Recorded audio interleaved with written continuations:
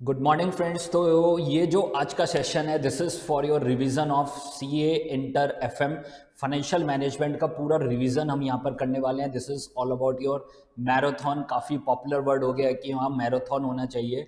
तो ये पूरा जो यहाँ पर आज हम करने वाले हैं तो पूरा रिवाइज करने वाले हैं, एक एक कॉन्सेप्ट हम रिवाइज करने वाले हैं।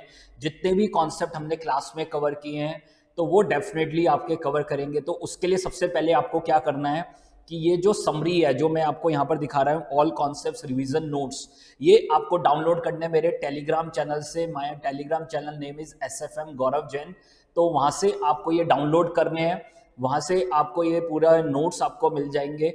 तो पूरा मैंने समराइज फॉर्म में बनाया, जितने भी कॉन्सेप्ट्स आपसे डिस्कस किए हैं all concepts are in these notes. तो ये सारे नोट्स में आपको दिखने वाले हैं सारे कॉन्सेप्ट्स, एक एक पॉइंट मैंने वहाँ पर लिख दिया है। तो जो बुक में भी कुछ छूट गया होगा वो मैंने इन समरी नोट्स में कंप्लीट किया है। तो डेफिनेटली आप इसका प्रिंट आउट ले लें, प्रिंट आउट लेके ही आप पढ़ें। याद रखना खाली आप ऑनलाइन ना पढ़ें, मोबाइल पे खोल के ना पढ़ें या लैपटॉप पे खोल के ना पढ़ें, आप उसको वहाँ पर प्रिंट आउट लेके ही पढ़ें। मैंने सब अपडेट करके दिया है आपको कॉन्सेप्चुअली। पूरा जो सीक्वल हमने फॉलो किया था क्लास में उसी के अकॉर्डिंग मैंने उसको एडजस्ट किया है। ठीक है। लास्ट एक टॉपिक है वर्किंग कैपिटल मैनेजमेंट। काफ़ी हद तक उसकी समरी मैंने बहुत अच्छे से बनाई है, बट फिर भी उसमें कुछ अपडेशंस चल रही है तो मैं जल्दी आपको वो अलग से शेयर कर दूंगा वर्किंग कैपिटल मैनेजमेंट की समरी। तो उसको भी आप और अच्छे से कर पाएंगे। ठीक है। वैसे ऑलमोस्ट कंप्लीट है बट फिर भी और चीज़ें मैं उसके अंदर कुछ ऐड करूंगा, छोटी छोटी चीज़ें हैं मैं वो ऐड करूंगा। तो ये आपका पूरा मैराथन है। This is your CA inter financial management marathon. तो इसके अंदर सारे टॉपिक्स कवर्ड हैं आपके, लिवरेज, रेशियो एनालिसिस, आपका dividend policy, capital budgeting, risk under capital budgeting, cost of capital, capital structure, everything is covered. Working capital management सब कुछ इसके अंदर हम कवर करेंगे। तो ये हो सकता है एक पार्ट में आपको मिले, ये हो सकता है दो पार्ट में आपको मिले, तो डेफिनेटली मैं उसको वहां पर अपडेट करूंगा। तो उसके लिए आप वहां पर तैयार रहें। तो एग्जाम में जाने से पहले आप इसको यूज कर सकते हैं अपने, जब भी आप रिवीजन करें फाइनेंशियल मैनेजमेंट तो आप इस समरीज को यूज कर सकते हैं। तो एक एक चैप्टर की समरी से आप रिवाइज करें और फिर अपने क्वेश्चंस को वहां पर सॉल्व करें। बिना देखे आपको क्वेश्चन सॉल्व करने हैं। तो जो लोग वहां पर ऑडिट करते हैं ना एफएम के अंदर, वो कभी एग्जाम में क्वेश्चन सॉल्व नहीं कर पाएंगे। तो इसलिए ध्यान रखना बिना देखे आपको सॉल्व करने हैं, अपनी गलतियों को पॉइंट आउट करना है जिससे वो रिपीट ना हो एग्जाम में। तो ये आपको क्राइटेरिया फॉलो करना है जब भी आप इन समरीज को यूज करें। पहले समरी आप देख लें। अगर आपको लगता है कि मैं सिर्फ वहां पर नोट्स देख के काम चला सकता हूं तो नोट्स देखें। अगर आपको लगता है वीडियो देखने की जरूरत है तो वीडियो देखें। अपना टाइम वेस्ट ना करें। मेरा एक सबसे इंपॉर्टेंट चीज है, लोग क्या कर रहे हैं टाइम वेस्ट कर रहे हैं जबरदस्ती। अगर आपका नोट्स से काम चल रहा है, नोट्स से ही आप रिवाइज कर पा रहे हैं तो डोंट वेस्ट योर टाइम। आप नोट्स को ही फॉलो करके अपना रिवीजन करें। आपको लगता है कि मुझे वहां पर वीडियो देखने की जरूरत है तो आप वीडियो देखें। ठीक है।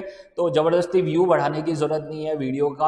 आपको पहले अपने टाइम को वहां पर यूटिलाइज करना है। This is very important. Time is very precious. तो आप उसको वेस्ट ना करें जबरदस्ती वीडियो देख के। तो नोट्स भी अपने आप में सेल्फ सफिशिएंट है, बट फिर भी अगर आपको पूरा रिकॉल करना है, पूरे कॉन्सेप्ट को रिकॉल करना है तो फॉलो दीज रिवीजन वीडियोस। ठीक है। तो वो आपको फॉलो करना है। तो one by one starting from the time value of money हम पूरा एक एक पॉइंट रिवाइज करते जाएंगे, अच्छे से रिवाइज करेंगे जिससे आपका पूरा रिकॉल हो जाए, आपको कोई प्रॉब्लम ना आए। तो इसको यूज कैसे करना है मैंने बता दिया है कि आप जब भी एफएम रिवाइज करें तो पहले समरीज से करें और फिर क्वेश्चंस को सॉल्व करें। जब लास्ट डे एग्जाम का डे होगा और लास्ट डे रिवीजन के लिए एक दिन हमारे पास होगा तो उस समय भी इन समरीज को यूज करें। और आपको लगता है कि वहां पर कुछ वीडियो देखने की जरूरत है तो उन वीडियोस को रेफर करें। ठीक है। तो this is all about your FM revision videos, revision summaries. तो वो आपको यहां पर मैं कवर कर रहा हूं। ठीक है। तो देखिए वन बाय वन हम पूरा यहाँ पर ये सब मैं वीडियोस आपके साथ शेयर करूंगा अपने जो मेरा आपका जो ऐप है अरिहंत सीए ऐप है, तो वहां पे मैं आपके साथ शेयर करूंगा ये वीडियोस। साथ में जो समरी नोट्स हैं ये मेरे ऐप पे भी अवेलेबल हैं। अरिहंत सीए ऐप, आप गूगल प्ले स्टोर पे जाएंगे तो अरिहंत सीए ऐप पे आपको मिल जाएंगे। तो वहां पर पूरे आपको सब चीजें वहां पर मिलने वाली हैं। जो भी फ्री रिसोर्स है वहां पर आप उसको यूज कर सकते हैं। ठीक है। तो देखिए starting with the time value of money. तो टाइम वैल्यू ऑफ मनी से मैं स्टार्ट कर रहा हूं। तो देखिए, तो time value of money is the most important part of finance. तो जो भी हमने कॉन्सेप्ट सीखा है, जो भी हमने वैल्यूएशन पार्ट सीखा है, this is from the time value of money. तो यहाँ पर this is the most important concept of finance, this is time value of money, TVM. तो उसमें हमने सबसे सिंपल बात कही थी कि ₹100 today is not equal to ₹100 a year later. उसका रीजन क्या था कि वहां पर अगर आज मेरे पास ₹100 है तो वहां पर उसकी वैल्यू ज्यादा है in comparison to the future. Future में अगर ₹100 मिलेंगे तो वो उनकी वैल्यू कम है, because time has a value. Time की वहां पर देख लीजिए वैल्यू है, और टाइम के अकॉर्डिंग ही हमारा पूरा इन्वेस्टमेंट डिसीजन होता है। ठीक है, तो we have 3 factors which determining the time value of money. The first one is expected inflation rate. तो पहला पॉइंट आपके पास क्या था, inflation rate, this is the minimum time value of money. वो आपके पास क्या है, minimum time value of money. Second part क्या था, दिस इज योर रिटर्न। तो जब भी वहां पर दिस इज रिटर्न का क्या मतलब है, this is postponement of consumption. आप अपनी कंजम्पशन को क्या कर रहे हैं, पोस्टपोन कर रहे हैं। इन्फ्लेशन का क्या मतलब है, this is your fall in purchasing power. आपकी परचेजिंग पावर क्या हो रही है, फॉल हो रही है, तो we need compensation for that. Second आपके पास क्या, रिटर्न, और this is on risk free investment, क्योंकि हम रिस्क प्रीमियम को अलग से क्या कर रहे हैं, ऐड कर रहे हैं। तो मुझे रिटर्न चाहिए, पोस्टपोनमेंट ऑफ कंजम्पशन, जो मेरी कंजम्पशन पोस्टपोन्ड हो रही है उसके बदले में मुझे क्या चाहिए, वहां पर रिटर्न चाहिए। ठीक है, तो वॉइस मेरी क्लियर होगी, एक बार देख लीजिए, कोई भी अगर इश्यू आ रहा है तो जल्दी से मुझे बता दीजिए। तो ये यहां पर आपके पास देख लीजिए, पहला पॉइंट आपके पास क्या है, inflation, second one is return, and the third one is risk premium.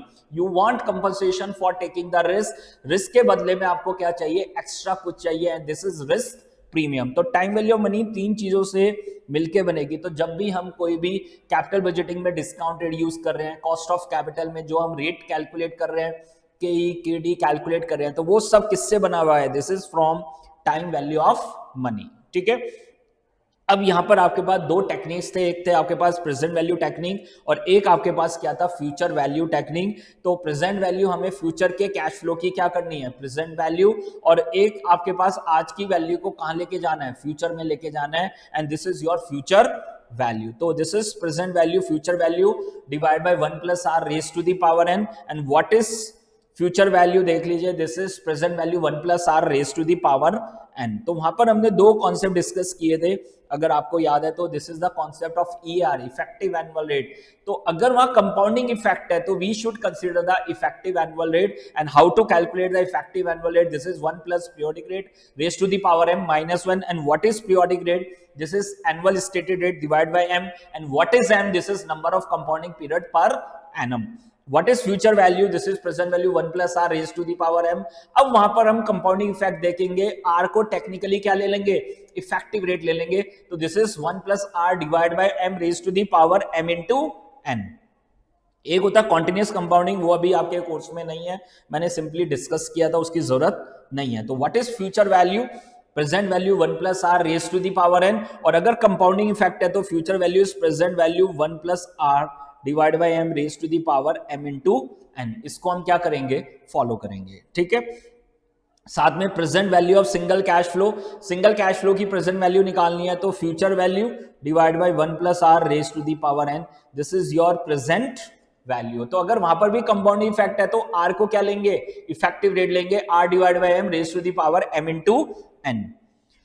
अगर आपके पास देख लीजिए बहुत सारे देख लीजिए कैश फ्लोज है, इन सब की क्या निकालनी है, फ्यूचर वैल्यू निकालनी है। तो 1000 को री इन्वेस्ट करेंगे, दिस इज फॉर 3 इयर्स, 1200 को री इन्वेस्ट करेंगे, this is for 2 years, and 1300 को री इन्वेस्ट करेंगे, दिस इज फॉर 1 ईयर। तो this is 1000, 1 + 0.10 power 3 power 2 and power 1। तो क्या निकल के आ जाएगी आपकी फ्यूचर वैल्यू।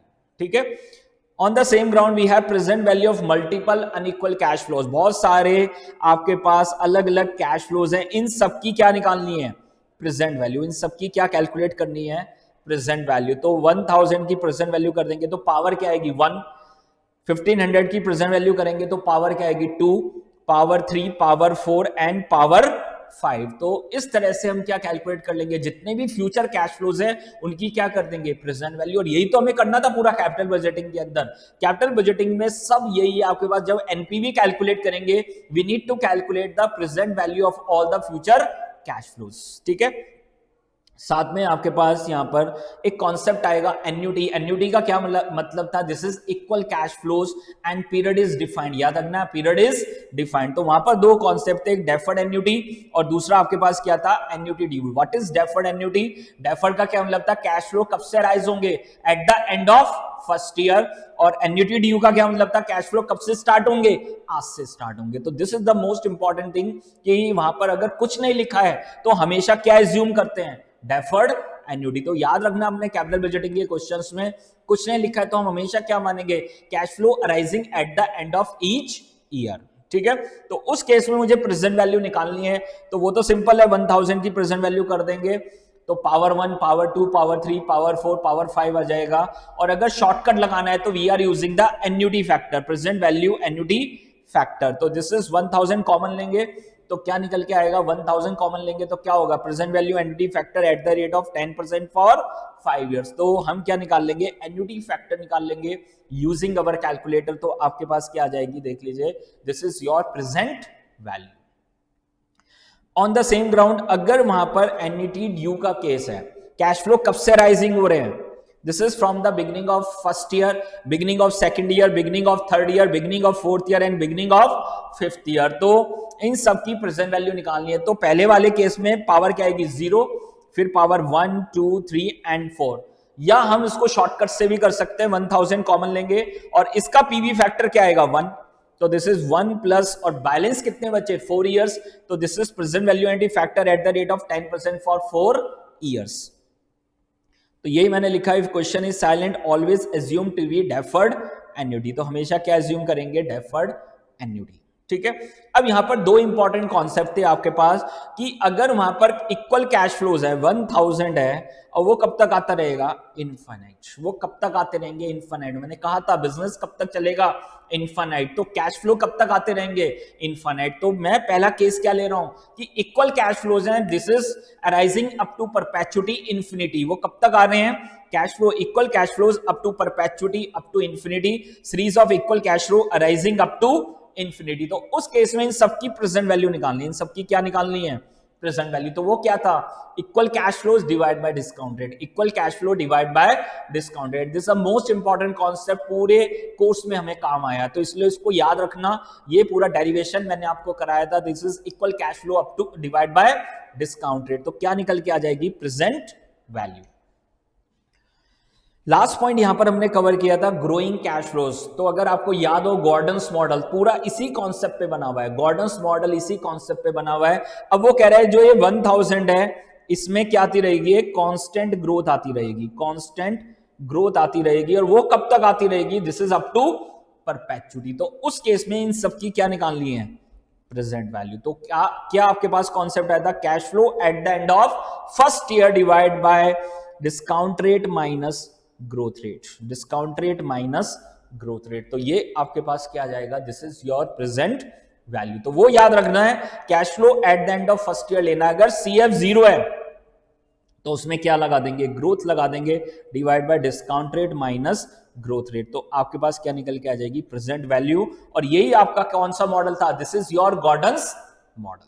ठीक है, तो this is all about your all concepts of time value of money. तो सबसे पहले हमने जो सबसे सिंपल चीज थी, बट वो अपने माइंड में एक बार सेट करके चलो, अगर कभी भी कोई भी लैंग्वेज है वो कह रहा है equal cash flow up to perpetuity, तो क्या होगा, वैल्यूएशन कैसे होगी, cash flow divide by discount rate. और अगर वहां पर आपके पास वो ग्रोइंग कैश फ्लोज कह रहा है अप टू परपेचुटी, तो उस केस में प्रेजेंट वैल्यू कैसे निकलेगी, this is cash flow at the end of first year divide by discount rate minus growth rate, या CF 0 1 + G upon discount rate minus growth rate. कुछ रटना नहीं है, सब कुछ डेरिवेशन मैंने आपको कराया हुआ है, बहुत अच्छे से आपको कराया हुआ है, सिर्फ आपको रिवाइज करना है। और कभी भी नया क्वेश्चन आता है तो उसको वहां पर अपने कॉन्सेप्चुअली रीड करना है और कॉन्सेप्चुअली उसको क्या करना है, सॉल्व करना है। तो वो एक अपनी हैबिट डेवलप करनी है, कॉन्सेप्ट को अप्लाई करने की, जो भी कॉन्सेप्ट आपको सिखाया जा रहा है उसको अप्लाई करने की। ठीक है, तो this is all about your time value of money.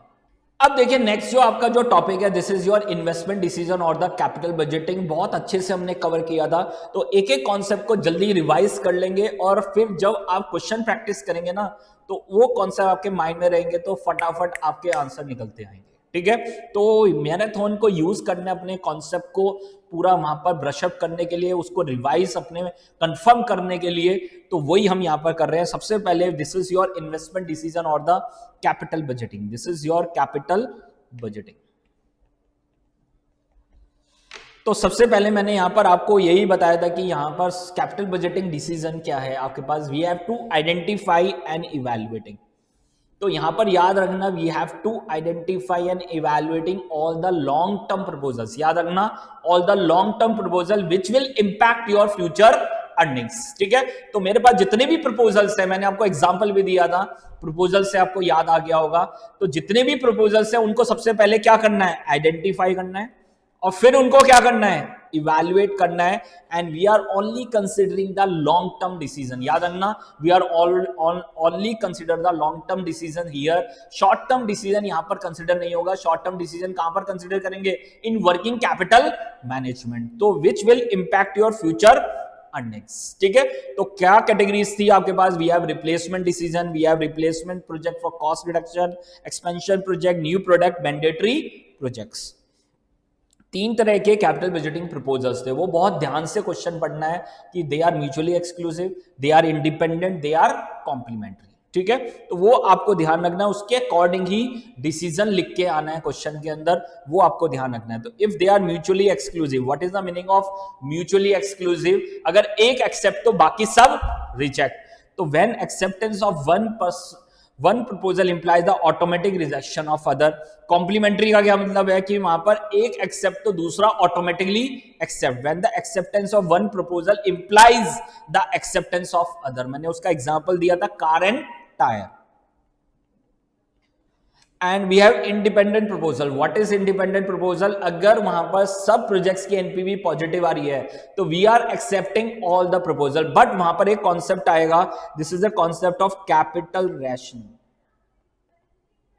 तो वो ध्यान रखना है, बिकॉज कैपिटल इज लिमिटेड, और अगर कैपिटल लिमिटेड है तो अकॉर्डिंगली हमें वहां पर क्या करना है, देख लीजिए, हमें वहां पर इन्वेस्ट करना है, हमें रैंकिंग करनी पड़ेगी प्रोजेक्ट्स की, और वहां पर सबसे ज्यादा जो प्रॉफिटेबिलिटी देगा, जिसकी एनपीवी सबसे ज्यादा है, उसमें पहले पैसा लगाएंगे और बाद में औरों में पैसा लगाएंगे। तो this is with the independent proposals we have an concept of capital rationing. ठीक है, तो यहां पर आपके पास we have capital budgeting techniques, we have traditional techniques, non discounting technique, we have payback period, accounting rate of return, और दूसरी तरफ आपके पास क्या है, we have NPV, profitability index, IRR, modified IRR and discounted payback period. ठीक है, तो these are all the techniques जो यहां पर हमें कवर करके जानी है, वो आपको ध्यान रखना है। ठीक है, तो सबसे पहले एनपीवी बड़ा सिंपल था आपके पास, this is what is NPV, present value of inflow minus present value of outflow और initial investment, this is your initial investment.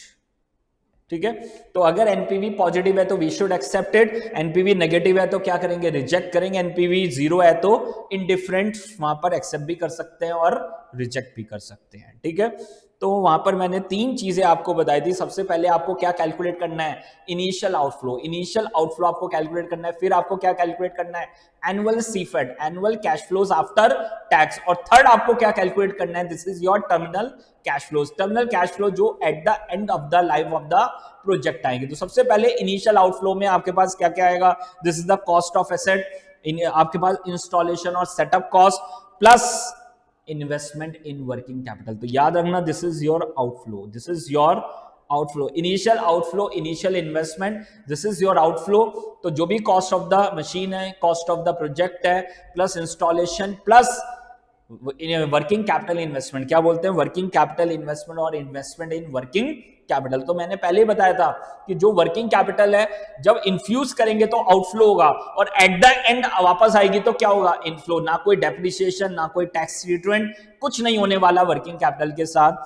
तो सबसे पहले initial outflow, then we have operating cash flows after tax, this is your CFAT, cash flows after tax हम निकालेंगे annual, हर साल के क्या निकालेंगे, cash flows after tax. And the last one is terminal cash flow. Terminal cash flow में दो चीजें आएंगी, सबसे पहले salvage value, and this is adjusted for tax, and release of working capital. तो फाइनली आपके पास क्या निकल के आ जाएगी, एनपीवी ऑफ द प्रोजेक्ट। हम इसकी डिस्काउंटिंग करेंगे किससे, केओ से, कॉस्ट ऑफ ओवरऑल कैपिटल और the weighted average cost of capital. वैक्स से क्या करेंगे, डिस्काउंटिंग करेंगे तो क्या निकल के आएगी, एनपीवी। हाउ टू कैलकुलेट सीफैट, मैंने बताया था आपको सीफैट कैसे कैलकुलेट करेंगे। तो this is sale price per unit minus variable cost, तो क्या जाएगा, contribution per unit number of unit से मल्टीप्लाई करेंगे तो क्या आएगा, total contribution minus fix cost excluding depreciation, तो क्या निकल के आएगा, ईबीडीआईटी और द इबिडा, क्या निकल के आएगा, इबिडा।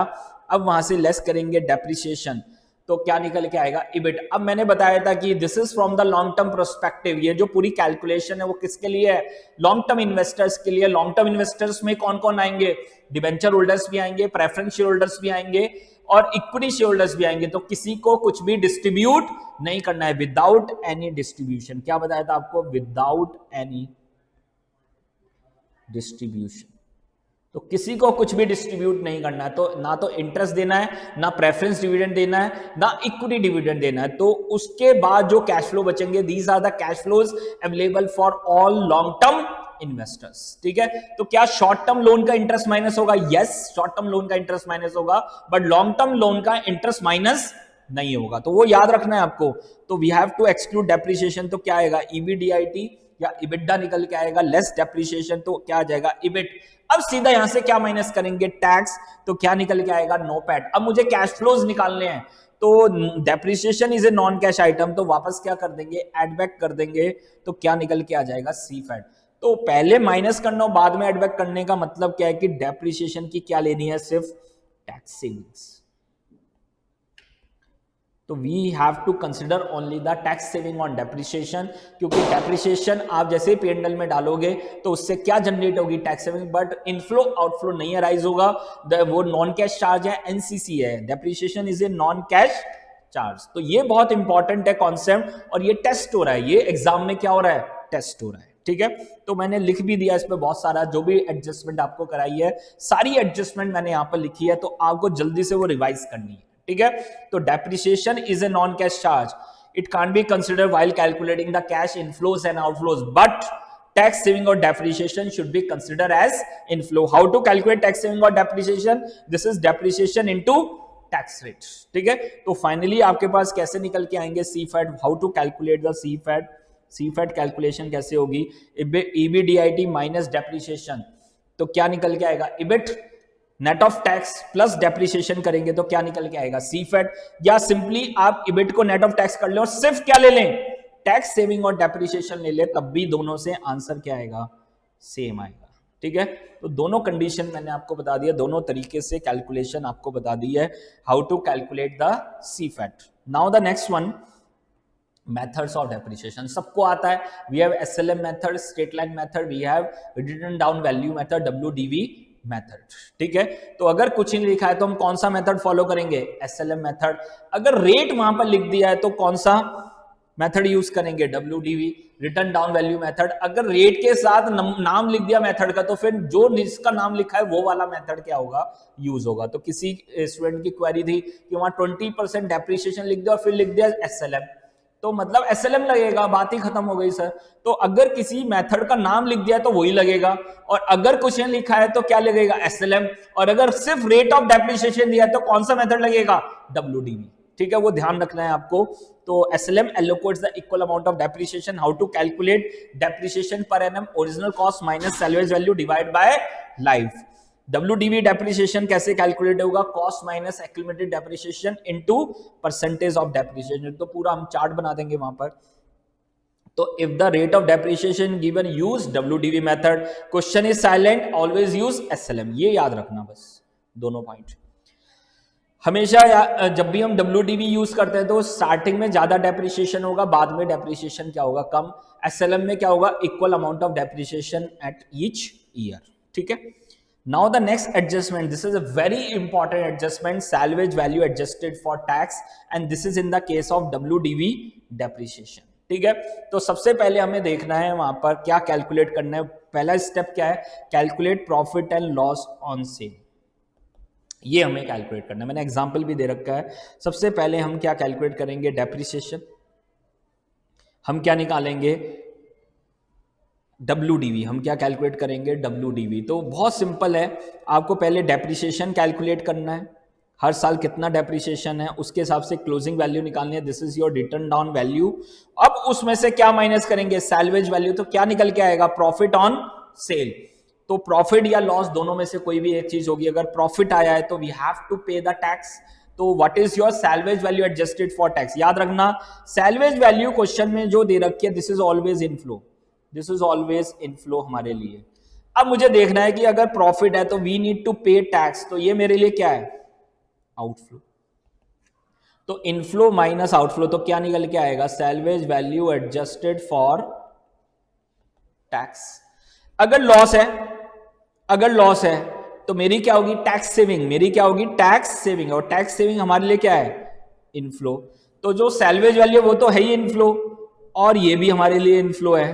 तो what is your salvage value adjusted for tax, this is this plus this, तो क्या निकल के आ जाएगा, salvage value adjusted for tax. तो वो याद रखना, what is your salvage value adjusted for tax. In case of profit salvage value में से क्या माइनस कर देंगे, tax paid on profit on sale, और अगर लॉस है तो सैल्वेज वैल्यू में क्या ऐड कर देंगे, tax saved on loss on sale. तो आपके पास क्या निकल के आ जाएगी, salvage value adjusted for tax, and this is an inflow. ये हमारे लिए क्या है, इनफ्लो। कब है, at the end of life of the project. तो मैंने तीन चीजें आपको बताई थी, the first one is initial outflow, second one is annual CFAT, and the third one is terminal cash flows. और टर्मिनल कैश फ्लो में पहला आइटम आपको क्या बताया था, salvage value adjusted for tax. We should check for this. अगर question में वहां पर लिख दिया इग्नोर तो फिर चेक नहीं करेंगे, सिंपल सैल्वेज वैल्यू को क्या ले लेंगे, इनफ्लो। वो याद रखना, लोग गलती करके आते हैं एग्जाम में, तो अगर उन्होंने लिख दिया ignore profit and loss on sale of shares shall be ignored, then no need to adjust its salvage value for tax purpose, simply take salvage value as inflow। उन्होंने वर्ड यूज कर दिया net salvage value, मतलब जो adjustment होनी थी हो चुकी है, तो simple no need to adjust salvage value for tax value, simple salvage value जो नेट सैल्वेज वैल्यू दे रखी है उसको क्या ले लेंगे, इनफ्लो ले लेंगे। If salvage value is not given in the question, do not assume salvage value is equal to 0। ये याद रखना, मैंने बताया था कि अकाउंट्स में आप वहां एज्यूम करते हैं 0, और एफएम में आपको एज्यूम नहीं करना है। This is as per IC, this is as per IC, accordingly no adjustment of salvage value. Highlight कर लेना, बहुत इंपॉर्टेंट है ये वाला पॉइंट, ठीक है। ये बात अगर एसएलएम डेप्रिसिएशन में देखें तो मैंने आपको बताया था कि if there is a change in accounting policy, मतलब हम कोई भी अकाउंटिंग एस्टीमेट को चेंज कर रहे हैं, अकाउंटिंग एस्टीमेट को चेंज कर रहे हैं, मान लो बाद में जाके सैल्वेज वैल्यू को चेंज कर रहे हैं, समझ पा रहे हैं, तो उस केस में वहां पर there is a calculation of profit and loss on sale of asset, otherwise वहां पर कभी प्रॉफिट एंड लॉस आने वाला नहीं है। सिंपल सैल्वेज वैल्यू को क्या ले लेंगे, इनफ्लो। तो ये मैंने आपसे डिस्कस किया था। अगर एसएलएम डेप्रिसिएशन है तो उस केस में बस ये देखना है कि if there is a change in accounting estimate, अगर कोई अकाउंटिंग एस्टिमेट चेंज हो रहा है तो बात अलग है, अदरवाइज कोई प्रॉफिट एंड लॉस आने वाला नहीं है, सिंपल सैल्वेज वैल्यू को क्या ले लेंगे, इनफ्लो। बट अगर there is a change in accounting estimate, कोई सैल्वेज वैल्यू चेंज कर दी बाद में, तो accordingly we need to calculate the profit and loss on sale of asset, and then we have to calculate tax paid or tax saved, and then we have to calculate the salvage value adjusted for tax। ठीक है, तो वो ध्यान रखना है, SLM depreciation में change in estimate है तभी कैलकुलेशन होगी, otherwise there is no need to calculate, simple take the salvage value as inflow. ठीक है, क्लियर है, पूरा एडजस्टमेंट मैंने कवर कर दिया बिल्कुल अच्छे से, एक एक पॉइंट रिवाइज करा दिया, अब आपकी गलती होनी नहीं चाहिए एग्जाम डे पे। ठीक है, now we have a concept of interest cost, finance cost हम नहीं लेंगे, मैंने बताया these are the calculation for the purpose of calculation of long term prospective. Long term prospective से कैलकुलेट कर रहे हैं, फॉर ओवरऑल इन्वेस्टर्स के लिए कैलकुलेट कर रहे हैं, तो हमें कोई भी इंटरेस्ट कॉस्ट कंसिडर नहीं करनी है। ठीक है, कोई इंटरेस्ट माइनस नहीं करना है, सिर्फ कौन सा लेना है, शॉर्ट टर्म लोन का लेना है, लॉन्ग टर्म लोन का इंटरेस्ट ना माइनस करना है, ना प्रेफरेंस डिविडेंड माइनस करना है, ना इक्विटी डिविडेंड माइनस करना है, सिंपली अगर कोई शॉर्ट टर्म लोन का इंटरेस्ट है तो वो माइनस होगा। अब मैंने बताया था कि अगर उसकी टैक्स सेविंग है तो उसका क्या करना है, कुछ नहीं करना है, क्योंकि ऑलरेडी वो इनकॉर्पोरेट है जब हम वैक कैलकुलेट कर रहे हैं, जब हम क्या कैलकुलेट कर रहे हैं, वैक। वैक कैसे कैलकुलेट कर रहे हैं, वैक कैसे कैलकुलेट कर रहे हैं, केओ कैसे कैलकुलेट कर रहे हैं, cost of equity, weight of equity, cost of dept, weight of dept, cost of preference, weight of preference. तो जब केडी निकाल रहे हैं तो क्या कर रहे हैं, इंटरेस्ट नेट ऑफ टैक्स कर रहे हैं, तो tax is already incorporated, tax is already incorporated, finance cost is already reflected in the project required rate of return और द वैक, वैक में ऑलरेडी इनकॉर्पोरेटेड है। This shows that interest on long-term loan as well as his tax haven is already considered by KO, तो वहां पर वो consider हो गई है। तो अगर आपने दोबारा से कर दी तो डबल अकाउंटिंग हो जाएगी, पूरी कैलकुलेशन क्या हो जाएगी, रॉन्ग हो जाएगी। ठीक है, now we have note number 3, treatment of working capital. क्या था ट्रीटमेंट ऑफ वर्किंग कैपिटल में आपके पास, सिंपल, जब इंट्रोड्यूस करेंगे तो आउटफ्लो होगा एट टाइम 0 और at the end of the life क्या हो जाएगा, inflow, release of working capital, this is release of working capital at the end of the life. तो working capital should not be adjusted for tax, ना तो उसकी कोई tax की adjustment होगी, ना उसके ऊपर कोई डेप्रिसिएशन कैलकुलेट होगा। सिंपली जब इन्फ्यूज करेंगे एट टाइम 0 तो आउटफ्लो होगा और एट द एंड ऑटोमेटिकली क्या हो जाएगा, रिलीज ऑफ वर्किंग कैपिटल। उसके लिए उनको कुछ लिखने की जरूरत नहीं है, आपको ध्यान रखना है कि जब इन्फ्यूज किया तो आउटफ्लो और एट द एंड उसको क्या लेंगे, सेम टू सेम। अगर 100 करोड़ की वर्किंग कैपिटल इन्फ्यूज की तो this is outflow at time 0, और जब वहां पर एट द एंड मान लो 10 साल का टाइम पीरियड है तो एट द एंड वापस 100 करोड़ का क्या जाएगा, इनफ्लो आ जाएगा। अब देखिए नेक्स्ट जो आपके पास है, this is your adjustment number 4, treatment of tax. मैंने पहले ही आपको बता रखा है कि 2 रूल होते हैं, एक होता है सेट ऑफ और दूसरा आपके पास क्या होता है, carry forward and set off. ठीक है, तो हम सेट ऑफ कब करते हैं, जब कोई और प्रॉफिटेबल बिजनेस है। तो अगर क्वेश्चन में हिंट दे रखा है कि आपका कोई और प्रॉफिटेबल बिजनेस है तो loss in a particular will be set of from the profit of the other business. ठीक है, तो assume the firm has other profitable business, loss in a year generated tax saving in that year, तो आपके लिए क्या generate हो जाएगी, tax saving. ठीक है, ये हमेशा टेस्ट होगा सर, अगर बेसिक पे क्वेश्चन आया एग्जाम में तो ये पॉइंट बहुत इंपॉर्टेंट है, टैक्स की एडजस्टमेंट वो हमेशा टेस्ट करेंगे। मैंने आपको 2-3 क्वेश्चन इसके ऊपर करा रखे हैं।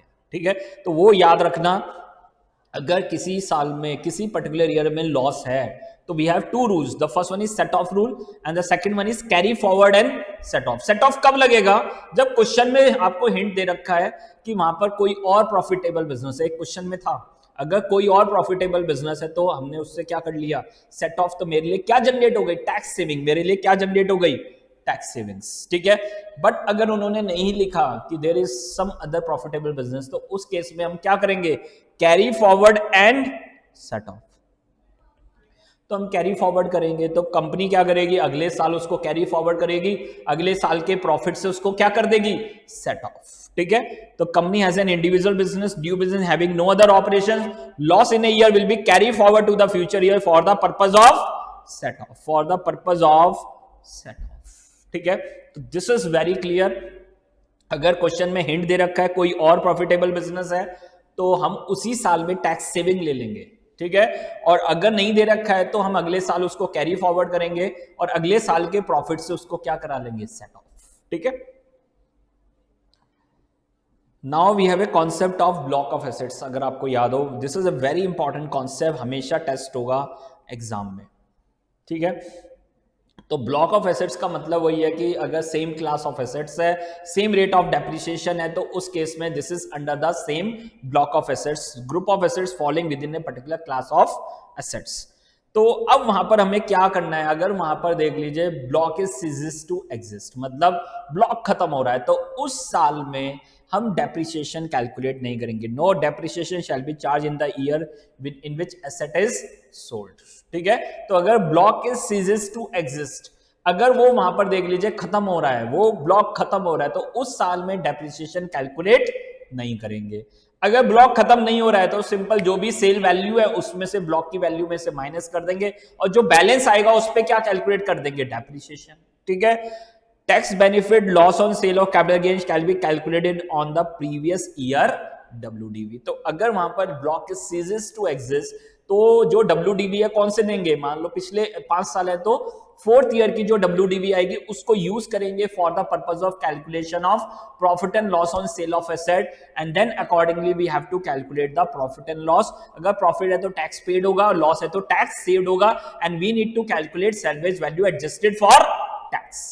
ठीक है, तो वो ध्यान रखना वहां पर। अगर ब्लॉक सीजेस टू एग्जिस्ट नहीं है, मतलब खत्म नहीं हो रहा है, तो सिंपल जो भी सैलवेज वैल्यू है ब्लॉक की वैल्यू में से माइनस करेंगे, जो बैलेंस बचेगा उसमें सिंपल क्या कैलकुलेट कर देंगे, डेप्रिसिएशन कैलकुलेट कर देंगे। ठीक है, but if block is ceases to exist तो जो आपका देख लीजिए जिस साल में सेट सॉल्व करेंगे उस साल कोई डेप्रिसिएशन कैलकुलेट नहीं होगा, simply we are taking the WDV of the previous year to calculate the profit and loss of that particular year on the sale of asset. ठीक है, तो वो आपको ध्यान रखना है, this is the simple concept of block of asset. ठीक है, तो वो आपको ध्यान रखना है अपने क्वेश्चंस में।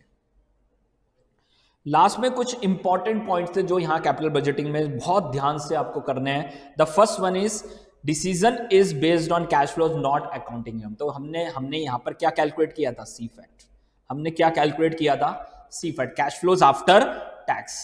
साथ में अगर वहां पर देख लीजिए कोई भी इंक्रीमेंटल का कैलकुलेशन है, मैंने आपको बताया था कि इंक्रीमेंटल का कैलकुलेशन कब करना होता है, अभी मैं रिवाइज कराऊंगा रिप्लेसमेंट डिसीजन में। ठीक है, तो जब लाइफ इज नॉट इक्वल तो उस केस में क्या करेंगे, लाइफ इज इक्वल तो उस केस में क्या करेंगे, अगर लाइफ इक्वल है, जो बैलेंस लाइफ आपकी इक्वल है, तो उस केस में वहां पर क्या करेंगे, इंक्रीमेंटल रूल लगाएंगे।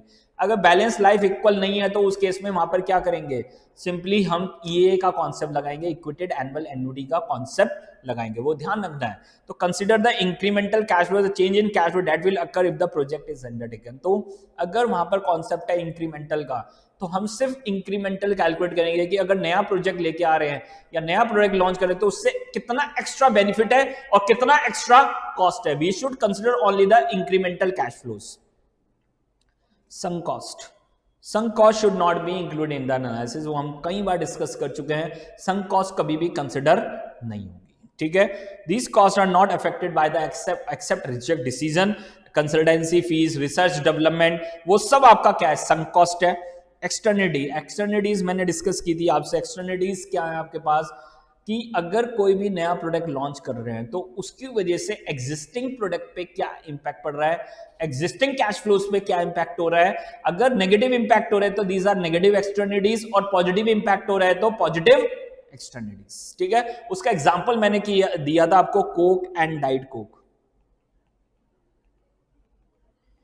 तो डाइट कोक के लॉन्च करने से डेफिनेटली आपकी नॉर्मल कोक की सेल क्या होगी, डाउन होगी। तो we should consider in our analysis, हम कैनिबलाइजेशन को क्या करेंगे, कंसिडर करेंगे। तो आप देखते होंगे कंपनी नई बाइक्स लॉन्च कर रही है, नई कार्स लॉन्च कर रही हैं, तो उसका इंपैक्ट क्या हो रहा है, जो पुरानी गाड़ी है उनकी सेल क्या हो रही है, डाउन हो रही है। We should consider in our analysis. तो दिस इज योर कैनिबलाइजेशन, उसको क्या बोलते हैं, कैनिबलाइजेशन। तो बहुत ध्यान से आपको आपने देखा होगा कि जैसे महिंद्रा ने XUV 700 लॉन्च किया, पर उन्हें XUV 500 लॉन्च नहीं किया, क्योंकि उसको पता है जैसे XUV 500 नहीं लॉन्च करेंगे XUV 700 की सेल क्या हो जाएगी, डाउन हो जाएगी। And this is your cannibalisation, उसको क्या बोलते हैं, कैनिबलाइजेशन बोलते हैं। ठीक है, cash flows are based on opportunity cost, definitely we should consider the opportunity cost हम हमेशा कंसिडर कर रहे हैं, हर कॉन्सेप्ट में कंसिडर कर रहे हैं opportunity cost, हमेशा इंटरेस्ट की, डिविडेंड की, हर जगह हम कंसिडर करके चल रहे हैं। ठीक है, the timing of the cash flows is definitely important. अगर बिगिनिंग में ज्यादा कैश फ्लो है तो हमारे लिए ज्यादा इंपॉर्टेंट है।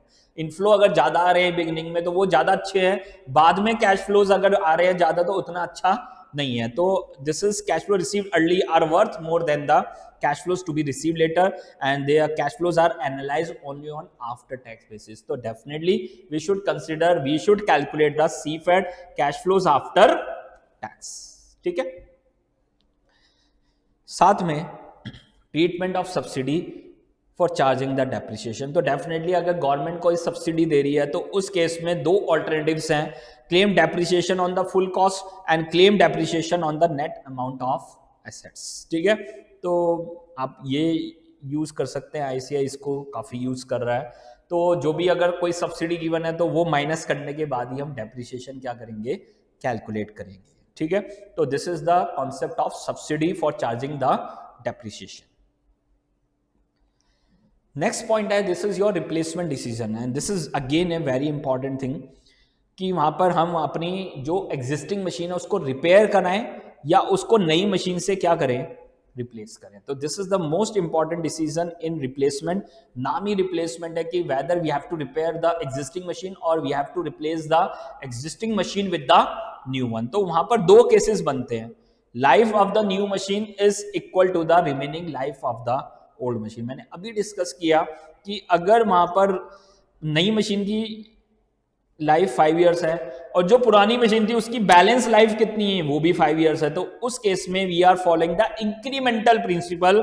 हम इंक्रीमेंटल कैश इनफ्लोज निकालेंगे, इंक्रीमेंटल कैश आउटफ्लोज निकालेंगे, इंक्रीमेंटल सैल्वेज वैल्यू निकालेंगे और फाइनली क्या निकालेंगे, इंक्रीमेंटल एनपीवी। और वो अगर पॉजिटिव है तो एक्सेप्ट करेंगे, अदरवाइज क्या करेंगे, रिजेक्ट करेंगे। तो initial investment is cost of new machine minus, this is the most important thing. मैंने पहले बताया इंक्रीमेंटल प्रिंसिपल फॉलो करेंगे। तो अगर नई मशीन लेके आएंगे, पुरानी मशीन बेचेंगे, तो नई मशीन की कॉस्ट क्या हो जाएगी, कम हो जाएंगे। And we should calculate the incremental outflows, incremental inflows, annual incremental inflows, and we have to calculate the incremental salvage value for calculating the incremental NPV.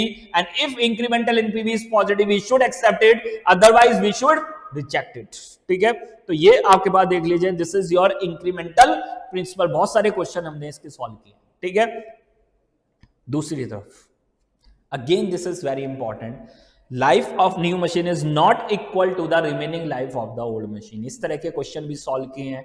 तो उस केस में we are following the equated annual annuity concept. This is the concept of annual annuity approach, equated annual annuity approach. ठीक है, तो वहां पर याद रखना हम दोनों केस में क्या निकालेंगे, कैश फ्लोज निकालेंगे। या तो वो इनफ्लोज होंगे, या वो आउटफ्लोज होंगे, या वो एनपीवी होगी, कुछ भी हो सकता है तीनों में से। Divide by present value annuity factor at the rate of R% for N years. तो उस केस में जो आंसर आएगा वो अब इक्वल बेसिस पे हो जाएगा। समझ पा रहे हैं? तो अब हम वहां पर वो कंपैरेबल है, तो वहां पर अगर आउटफ्लो है तो जिसमें कम आउटफ्लो होगा उसको ऑप्ट करेंगे, अगर इनफ्लो डिसीजन है तो वहां पर जिसमें ज्यादा इनफ्लो होगा उसको ऑप्ट करेंगे, और अगर एनपीवी डिसीजन है तो जिसमें ज्यादा एनपीवी आएगी उसको क्या करेंगे, ऑप्ट करेंगे। तो we need to calculate the equated annual annuity, EA का कॉन्सेप्ट फॉलो करेंगे। अगर लाइफ वहां पर दोनों की सेम नहीं है, मतलब life of the new machine is not equal to the remaining life of the old machine. तो ये पॉइंट ध्यान रखना, ये हमेशा टेस्ट होता है एग्जाम में, आता ही आता है यहां से क्वेश्चन। ठीक है, तो this is a very important concept. आपको बहुत सारे क्वेश्चंस मैंने ये करा रखे हैं, अच्छे से रिवाइज करना। मैं एक इंपॉर्टेंट की लिस्ट भी आपके साथ जल्दी शेयर करूंगा, और जिससे क्या होगा कि आप उन क्वेश्चंस पे फोकस करेंगे ना, एंड में तो सारे कॉन्सेप्ट आपके क्या हो जाएंगे, रिवाइज हो जाएंगे। ठीक है, तो for your third final revision, जो आप थर्ड फाइनल रिवीजन करेंगे एग्जाम डे वाले दिन नहीं, वो उस दिन तो करना ही है, उससे पहले जो आप फाइनल एक डिसीजन रिवीजन करेंगे उसमें सिर्फ उन क्वेश्चंस को सॉल्व करना, आपके सारे कॉन्सेप्ट क्या हो जाएंगे, रिवाइज हो जाएंगे। तो we should release that particular important list in few days. जल्दी से मैं करने वाला हूं, मैंने सब तैयारी कर ली है, बस आपके लिए पहले एक बार आप रिवीजन कर लो, और फिर एक बार आप जब रिवाइज कर लोगे तो जब आप फाइनल रिवीजन करेंगे तो उस लिस्ट को आप फॉलो करना, आपके 100% मार्क्स आने वाले हैं, मेरी गारंटी है। ठीक है, चलूं आगे। Now the next concept. तो ये पूरा एनपीवी का कॉन्सेप्ट था, पूरा एक कॉन्सेप्ट में टाइम लगाया हमने, क्योंकि पूरा जो चैप्टर है वो एनपीवी बेस्ड ही है।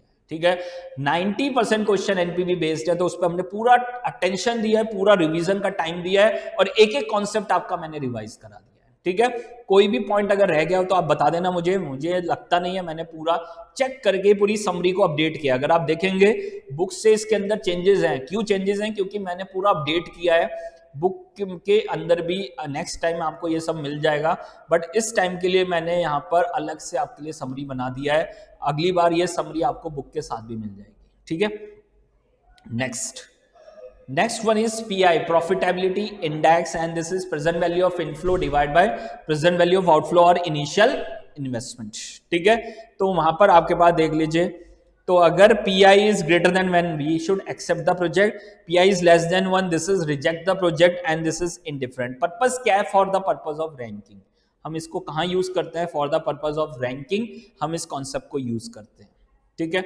नेक्स्ट वन इज सिंपल पे बैक पीरियड। पे बैक का क्या मतलब है, कितने टाइम में इनिशियल इन्वेस्टमेंट क्या हो रही है, रिकवर हो रही है। This is from the internal cash flows. तो this is the time period in which our initial investment will be recover through its internal cash flows. जो भी इंटरनल कैश फ्लोज है उससे जो हमारी क्या हो रही है, रिकवरी हो रही है। कितने टाइम में रिकवरी हो रही है, तो पे back period is always calculated in time.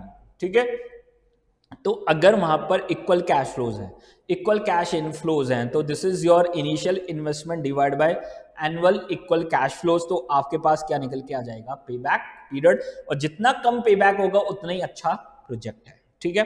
But अगर कैश इनफ्लोज इक्वल नहीं है तो उस केस में हमें क्या करना पड़ेगा, we need to calculate cumulative cash flows. Cumulative cash flows हमें कैलकुलेट करने पड़ेंगे और वहां पर हमें क्या निकालना पड़ेगा, पे बैक पीरियड। तो this is full year plus unrecovered part divide by next year cash flows, अगर आपको याद है। ठीक है। तो simply we have to calculate the pay back period. तो जितना शॉर्टर पे बैक पीरियड होगा उतना ही बेटर होगा। ड्रॉबैक क्या है, they are not considering the cash flows after the pay back period. तो उसके बाद के कैश फ्लोज को कहीं कंसिडर नहीं कर रहा है फॉर अवर डिसीजन मेकिंग। तो पे back period does not taken into account the time value of money and also the cash flows beyond the pay back period. तो वो टाइम वैल्यू ऑफ मनी को भी कंसिडर नहीं कर रहा है and cash flows beyond the payback period. Theory में पूछ सकते हैं what is the drawback of payback period. Benefit, the main benefit of payback period is a good measure of project liquidity. ठीक है। तो वो liquidity को बता रहा है। अब इसी में डिस्काउंटेड पेबैक पीरियड में आपको क्या करना है, हर साल के कैश इनफ्लोज की क्या करनी है, डिस्काउंटिंग करनी है। और उसके बाद क्या करना है, उसको क्यूमुलेटिव निकालना है। क्या निकालना है, क्यूमुलेटिव। और उसके बाद सेम पॉइंट है, full year until recovery plus unrecovered part divided by next year cash flows. Reciprocal पे बैक पीरियड कुछ नहीं है, simply this is for the calculation of discount rate. जब आयरा टेक्निक करते हैं ना तो वहां पर डिस्काउंट रेट गैस करने के लिए we are using the pay back reciprocal. तो उल्टा कर देते हैं, annual cash flow divide by initial investment. तो आपके पास क्या निकल के आ जाएगा, पे बैक रेसिप्रोकल। ज्यादा यूज नहीं है बट उससे एक रेट पता चल जाता है और उसको हम यूज कर सकते हैं in the case of IRR technique.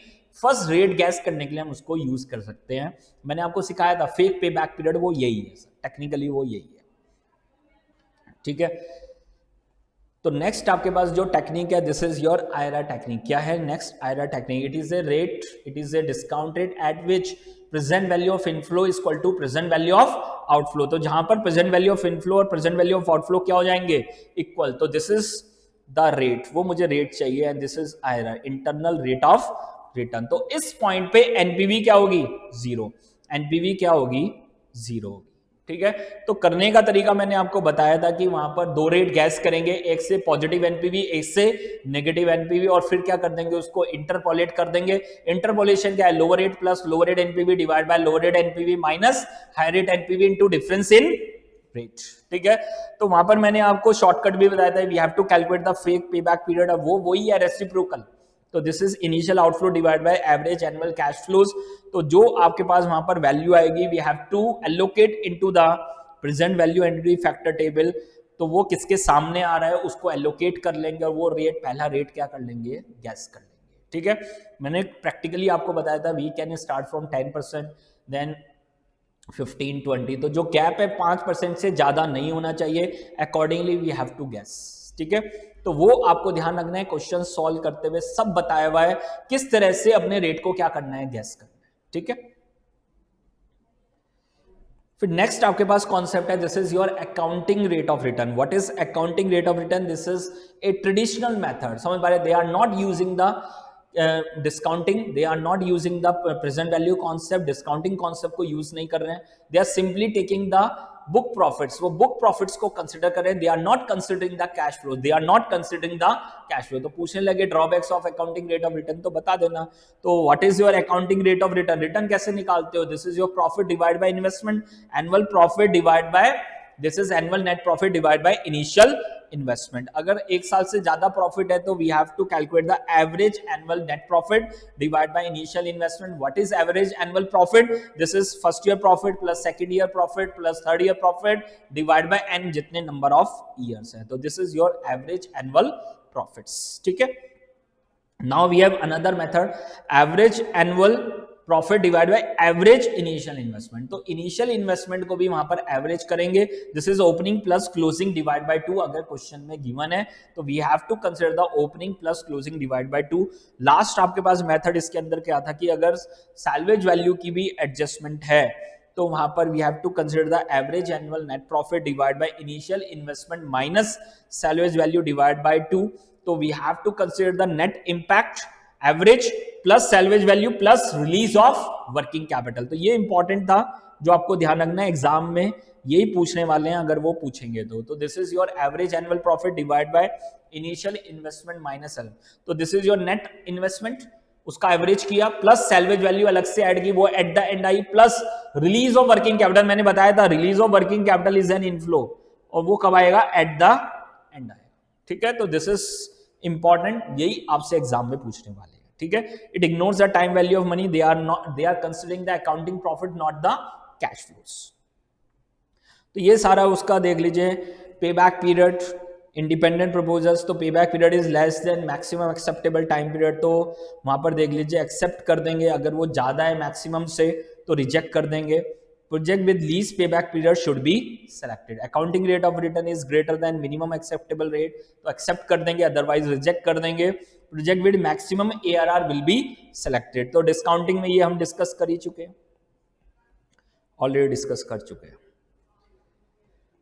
Now the next concept, this is your modified NPV and IRR। तो अगर आपको याद हो तो दो तरीके हैं कैलकुलेशन करने के NPV को, तो याद रखना, ये मैं कई बार बता चुका हूं।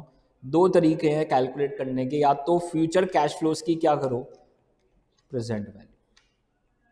NPV निकालने के तरीके आपको बताए थे कि present value of inflow minus present value of outflow. दूसरा तरीका क्या है? This is your method 1। दूसरा मेथड क्या है आपके पास? जितनी भी कैश फ्लोज हैं सबकी क्या निकाल दो? Future value. क्या निकालो? फ्यूचर वैल्यू, और उसकी क्या कर दो? Present value. तो this is your second method and this is your modified NPV। इसको क्या बोलेंगे? Modified NPV। मॉडिफाइड NPV आपके पास क्या देख लीजिए, this is your terminal value, future value, present value minus present value of outflow और इनिशियल इन्वेस्टमेंट। तो रिपीट करके बता रहा हूं, देख लीजिए। पहला मेथड हम अभी तक करते आ रहे थे, फ्यूचर कैश फ्लो की क्या कर रहे थे? इनफ्लोज की क्या कर रहे थे? Present value. तो what is your NPV? Present value of cash inflows minus present value of cash outflows. दूसरा मेथड क्या है कि सबकी क्या निकालो? Future value. सबकी क्या कैलकुलेट करो? फ्यूचर वैल्यू कैलकुलेट करो। जो फ्यूचर वैल्यू आएगी उसकी क्या कर दो? Present value. तो फ्यूचर वैल्यू ऑफ, देख लीजिए, जो भी कैश फ्लोज है उन सबकी फ्यूचर वैल्यू निकालेंगे। तो future value of cash inflows, अब उस फ्यूचर वैल्यू की क्या करेंगे? Present value minus initial investment. तो क्या निकल के आएगा? Modified NPV। याद रखना, दोनों मेथड से answer will be same, answer will be same, याद रखना सर। ठीक है, तो we have two methods for calculation of NPV। The first one is simple NPV and the second one is modified NPV। On the same ground, what is modified IRR? तो वैसे simple IRR का क्या मतलब था? It is a discount rate at which present value of cash inflows is equal to present value of cash outflows. यही बताया था, यहां पर भी वही हो जाएगा। What is modified IRR? What is modified IRR? It is a rate at which inflows is equal to outflow. Inflow क्या है? फ्यूचर वैल्यू की प्रेजेंट वैल्यू, किसके बराबर हो जाए? Present value of cash outflows. और यहां पर हम किसको कैलकुलेट कर लेंगे? R को कैलकुलेट कर लेंगे। ये जो R आएगा इसका नाम क्या होगा? Modified IRR। तो यहां पर हम क्या करते थे? जो भी वहां पर एक रेट गैस करते थे उससे क्या निकालते थे? देख लीजिए, उस वहां पर एक रेट गैस किया, उससे पॉजिटिव NPV, फिर नेगेटिव NPV और फिर इंटरपोलेशन करते थे। यहां पर बड़ा सिंपल है, we have to calculate the future value 1 + R raise to the power 1। ये R हमें कैलकुलेट करना है, उस R का नाम क्या है? This is your modified IRR। ये लिखा हुआ है, देख लीजिए। तो this is your terminal value, this is present value of inflow and this is present value of outflow. ये जो KO कैलकुलेट करेंगे इसका नाम क्या होगा? Modified IRR। पूरा कॉन्सेप्ट करा रखा है and this is very important, exam में पूछ सकते हैं सब आपसे, ठीक है। तो calculate the modified NPV and modified IRR, ठीक है। सिंपल कॉन्सेप्ट रिवीजन पूरा मैंने अच्छे से करा दिया है, आप चेक कर सकते हैं कि वहां पर पहला मेथड आपके पास क्या था, simple present value of inflow minus present value of outflow. दूसरा मेथड क्या है, फ्यूचर वैल्यू निकालो सबकी, उसकी प्रेजेंट वैल्यू करो माइनस इनिशियल इन्वेस्टमेंट, तो क्या निकल के आएगी, मॉडिफाइड एनपीवी, और उसी से मॉडिफाइड आईआरआर आएगा। आईआरआर का मतलब क्या था, present value of inflow is equal to present value of outflow. तो यहां पर इनफ्लो क्या है, ये रहा, और आउटफ्लो ये रहा, तो दोनों जहां पर इक्वल होंगे तो वो क्या होगी, this is your modified IRR. तो इस आर को कैलकुलेट करेंगे तो क्या निकल के आ जाएगी, मॉडिफाइड आईआरआर, ठीक है। Now the next one, this is your capital rationing. Capital rationing आप देखिए सर, कैपिटल रेशनिंग में क्या था, अगर इंडिपेंडेंट प्रपोजल्स हैं, इंडिपेंडेंट प्रपोजल्स के केस में क्या होगा सर, वहां पर जिन भी प्रोजेक्ट्स की एनपीवी पॉजिटिव आ रही है सबको एक्सेप्ट कर सकते हैं, but we have limited money, मेरे पास क्या लिमिटेड मनी है, कैपिटल इज लिमिटेड, तो we are following the concept of capital rationing. तो हम कैपिटल रेशनिंग का प्रोजेक्ट वहां पर कॉन्सेप्ट फॉलो करेंगे। तो वहां पर दो कॉन्सेप्ट थे, एक था डिविजिबल प्रोजेक्ट्स और एक था इंडिविजुअल प्रोजेक्ट्स। डिविजिबल का क्या मतलब है, हम उसको पार्ट्स में एग्जीक्यूट कर सकते हैं। इंडिविजुअल का क्या मतलब है, we are not taken into parts. तो कंस्ट्रक्शन ऑफ फ्लैट 5 फ्लैट बना देंगे, 10 बना देंगे, 15 बना देंगे, तो हम वहां पर पार्ट में उसको कंसिडर कर सकते हैं। बट अगर मैं शिप बना रहा हूं, एयरक्राफ्ट बना रहा हूं, तो वो पार्ट में कंसिडर नहीं कर सकते हैं, ठीक है। तो उस केस में कैसे हम पूरा कैलकुलेशन करेंगे, again this is a very important concept. सबसे पहले एनपीवी निकालेंगे हर प्रोजेक्ट की, देखेंगे कैपिटल रेशनिंग एग्जिस्ट है भी नहीं, आपके पास कैपिटल है 100 करोड़ बट आपको चाहिए 150 करोड़, तो हम क्या बोलेंगे, कैपिटल रेशनिंग एग्जिस्ट, ठीक है। अब हम वहां पर रैंकिंग करेंगे, और रैंकिंग करने के लिए सबका क्या निकालेंगे, प्रॉफिटेबिलिटी इंडेक्स पीआई कैलकुलेट करेंगे, और अकॉर्डिंगली उसके अकॉर्डिंग क्या करेंगे, रैंक करेंगे, और रैंक करने के बाद हम पैसा उनमें क्या करेंगे, एलोकेट करेंगे। रैंक 1 वाले को पहले पैसा देंगे, रैंक 2 को बाद में, रैंक 3 को 3rd नंबर पे, रैंक 4 को 4th नंबर पे। तो इस तरह से पैसा एलोकेट करेंगे और फाइनली एनपीवी निकाल के देंगे। तो आपके पास क्या निकल के आ जाएगा, देख लीजिए, डिविजिबल है तो पार्टली भी क्या कर सकते हैं, वहां पर इन्वेस्ट कर सकते हैं। अगर किसी को 10 करोड़ की जरूरत है बट मेरे पास बैलेंस बचा है 8 करोड़, तो हम 8 करोड़ ही क्या कर सकते हैं, इन्वेस्ट कर सकते हैं, एंड अकॉर्डिंगली प्रोपोर्शनेट एनपीवी निकालेंगे और फाइनली टोटल एनपीवी कैलकुलेट करेंगे। तो this is our maximise our NPV, वो आपके पास क्या आ जाएगी, मैक्सिमम एनपीवी। बट अगर इंडिविजिबल है फिर वहां पर हम वहां पर क्या करेंगे, हम वहां पर कॉम्बिनेशंस में जाएंगे। तो जरूरी नहीं है हर प्रोजेक्ट को एक्सेप्ट करना है, हमें देखना है कौन सा बेस्ट कॉम्बिनेशन है, उस पे जाएंगे। तो पहले एनपीवी निकालेंगे, देखेंगे कैपिटल रेशनिंग एग्जिस्ट कर रहा है नहीं कर रहा है। अब मैं यहां पर देखो, मैं हमेशा बोलता हूं रैंकिंग कर लो पहले, रैंकिंग से थोड़ा आसान हो जाता है, अदरवाइज नहीं भी करोगे तब भी हम कैलकुलेशन तो कर ही लेंगे, बट रैंकिंग करने से बेनिफिट क्या होता है, हम इजिली फटाफट कॉम्बिनेशन बना लेंगे, ठीक है।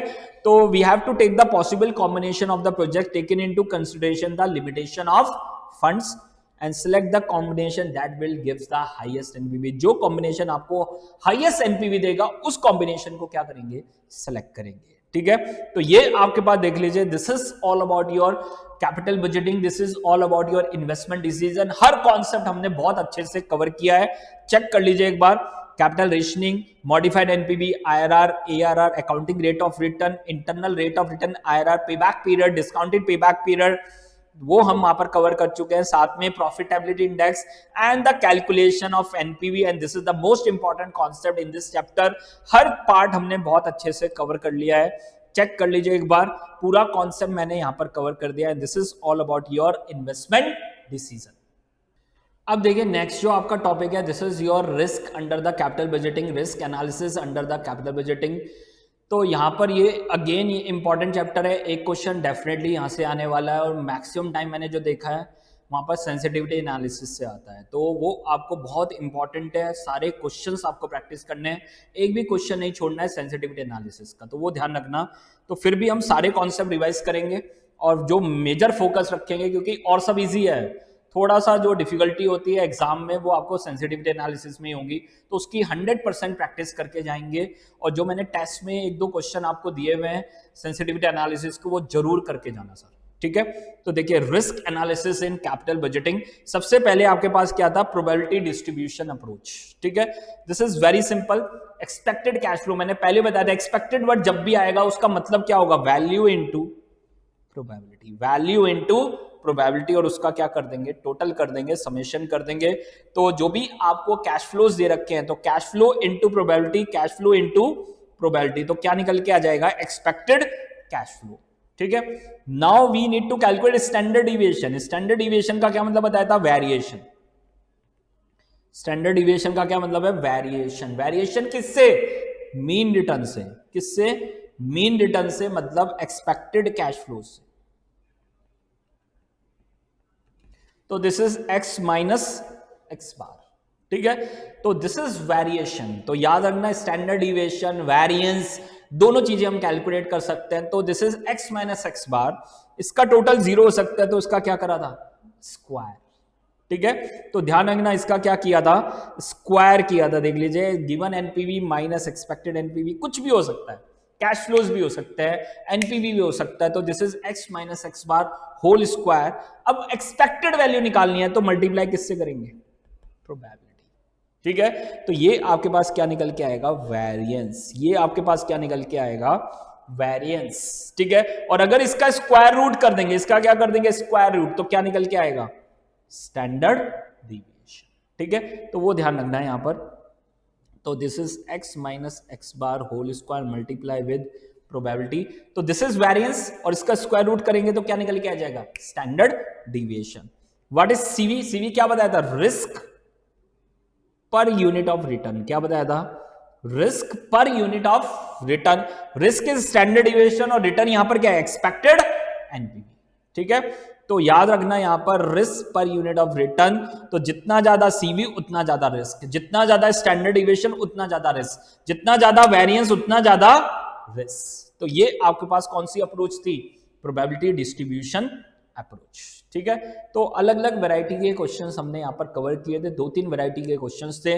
अच्छे से फोकस करके जाना, कभी भी 5 मार्क्स में आएगा, 5 मार्क्स कंपलसरी में आपको मिल जाएगा ये क्वेश्चन, ठीक है। तो इसलिए ध्यान रखना, यहां पर आपको बहुत अच्छे से करके जानना है, और बहुत सिंपल है, बिल्कुल यहां पर डिफिकल्टी नहीं है।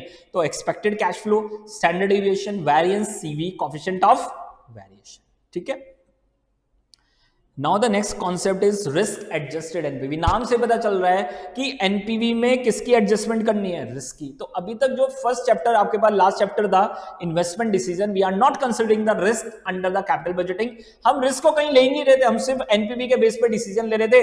एनपीवी पॉजिटिव तो एक्सेप्ट कर रहे थे, नेगेटिव है तो रिजेक्ट कर रहे थे। अब वो कह रहे हैं नहीं भाई, ऐसे नहीं चलेगा, we should consider the risk under the capital budgeting decision. अगर ज्यादा रिस्की प्रोजेक्ट है तो हम कंसिडर नहीं करेंगे, कम रिस्की प्रोजेक्ट को ही कंसिडर करेंगे। तो we should consider the risk under the capital budgeting. For that purpose we need to calculate the risk adjusted NPV. हम क्या कैलकुलेट करेंगे, रिस्क एडजस्टेड एनपीवी। तो we have two approaches, the first one is CEC, certainty equivalent approach, and the second one is RADR, risk adjusted discount rate method. तो यहां पर risk की adjustment किसमें करेंगे, डिस्काउंट रेट में, और यहां पर रिस्क की एडजस्टमेंट किसमें करेंगे, कैश फ्लोज में। दोनों में ये डिफरेंस है। तो आपको यही लिखा हुआ है, risk of the project should be adjusted in cash flow and risk of the project should be adjusted in discount rate, ठीक है। तो what is RADR, risk free rate plus risk premium. और मैंने पहले ही बताया था, टाइम वैल्यू ऑफ मनी में we are considering the 3 factors. The first one is inflation, second one is return, and the third one is risk premium. तो risk free के अंदर दोनों आ गए, inflation and return, and अलग से क्या add कर दिया, risk premium. तो risk free rate there is no risk, risk premium this is the rate of return over and above the risk free rate, ठीक है। तो हम वहां पर क्या करेंगे, RADR कैलकुलेट करेंगे। RADR is risk free rate plus risk premium. This is your RADR, risk adjusted discount rate, ठीक है। तो अगर प्रोजेक्ट ज्यादा रिस्की है तो रिस्क प्रीमियम ज्यादा होगा, अगर प्रोजेक्ट कम रिस्की है तो रिस्क प्रीमियम क्या होगा, कम होगा, ठीक है। तो under this method project should be discounting using the RADR rather than risk free rate. Project having higher risk should be discounted with higher rate, project with higher the risk higher should be the discounted. तो NPV calculated using RADR is equal to risk adjusted NPV. उसको क्या बोलेंगे, risk adjusted NPV. We should consider the risk in our capital budgeting decision, ठीक है। बहुत simple था। CV is also measure of the risk, जितना ज्यादा CV मतलब उतना ज्यादा रिस्क। तो एक क्वेश्चन में सीवी के अकॉर्डिंग डिस्काउंट रेट था, तो हमें उसके अकॉर्डिंग ही लेना था, ठीक है। एक क्वेश्चन में आपके पास वहां पर देख लीजिए, आरएडीएल कैलकुलेट करने के लिए हमने किसको यूज किया था, कैपेम को, ठीक है। तो कैपेम क्या था आपके पास, risk free plus beta into R M minus R F. तो वहां पर भी यही हमने किया, को कैलकुलेट करने के लिए, डिस्काउंट रेट कैलकुलेट करने के लिए risk free rate plus risk index क्या है, बीटा, केओ माइनस रिस्क फ्री रेट, ठीक है। तो this is KO can be treated as RM, RM की जगह यहां पर क्या ले लिया, KO, cost of overall capital. अब रिस्क की वहां पर देख लीजिए हमने एडजस्टमेंट कर दी है, रिस्क इंडेक्स को क्या कर लिया है, कंसिडर कर लिया। तो we have a 3-4 varieties of question, वो आप ध्यान रखना। एक में सीवी को यूज किया था, एक में कैपेम को यूज किया था, एक में सिंपल वहां पर हमने देख लीजिए आरएडीआर कैलकुलेट किया था, risk free rate plus risk premium. तो वो 2-3 वैरायटी के क्वेश्चन है, करने हैं और खत्म सर, बहुत सिंपल है, सिंपलेस्ट चैप्टर है आपके पास। साथ में नेक्स्ट मेथड आपके पास क्या है, CEC method, certainty equivalent coefficient method. Certainty equivalent coefficient method बड़ा सिंपल था, रिस्क की एडजस्टमेंट किस में करनी है, कैश फ्लो में। तो we are calculating the certainty equivalent factor से हम क्या कैलकुलेट करेंगे, सर्टेन कैश फ्लोज। क्या कैलकुलेट करेंगे, सर्टेन कैश फ्लोज। तो यहां पर वो कह रहे हैं कि जो कैश फ्लोज है these are risky cash flows, तो हम क्या करेंगे, risk free cash flows calculate करेंगे, या कहेंगे technically certain cash flows. And उसके लिए हम किसको यूज करेंगे, सीईसी फैक्टर। किसको यूज करेंगे, सीईसी फैक्टर को। तो यही है, सबसे पहले ऑल कैश फ्लोज निकालेंगे, then calculate the certain cash flows. This is the most important part. Certain cash flows कैसे निकालेंगे, cash flow into CEC factor. तो वो सर्टेन कैश फ्लोज क्या कह रहा है, अगर वहां पर आपके 1000 के कैश फ्लोज है, वो कह रहे हैं सर्टेनिटी फैक्टर इज 0.7, उसका मतलब 70% तो मिलेगा ही मिलेगा, 30% क्या रिस्की है, तो हम क्या लेंगे, सर्टेन कैश फ्लोज। तो सबसे पहले वहां पर देख लीजिए कैलकुलेट कैश फ्लोज, फिर क्या निकालेंगे, सर्टेन कैश फ्लोज। अब वहां पर सर्टेन कैश फ्लोज मतलब these are risk free cash flows, तो डिस्काउंटिंग किससे होगी, रिस्क फ्री रेट से।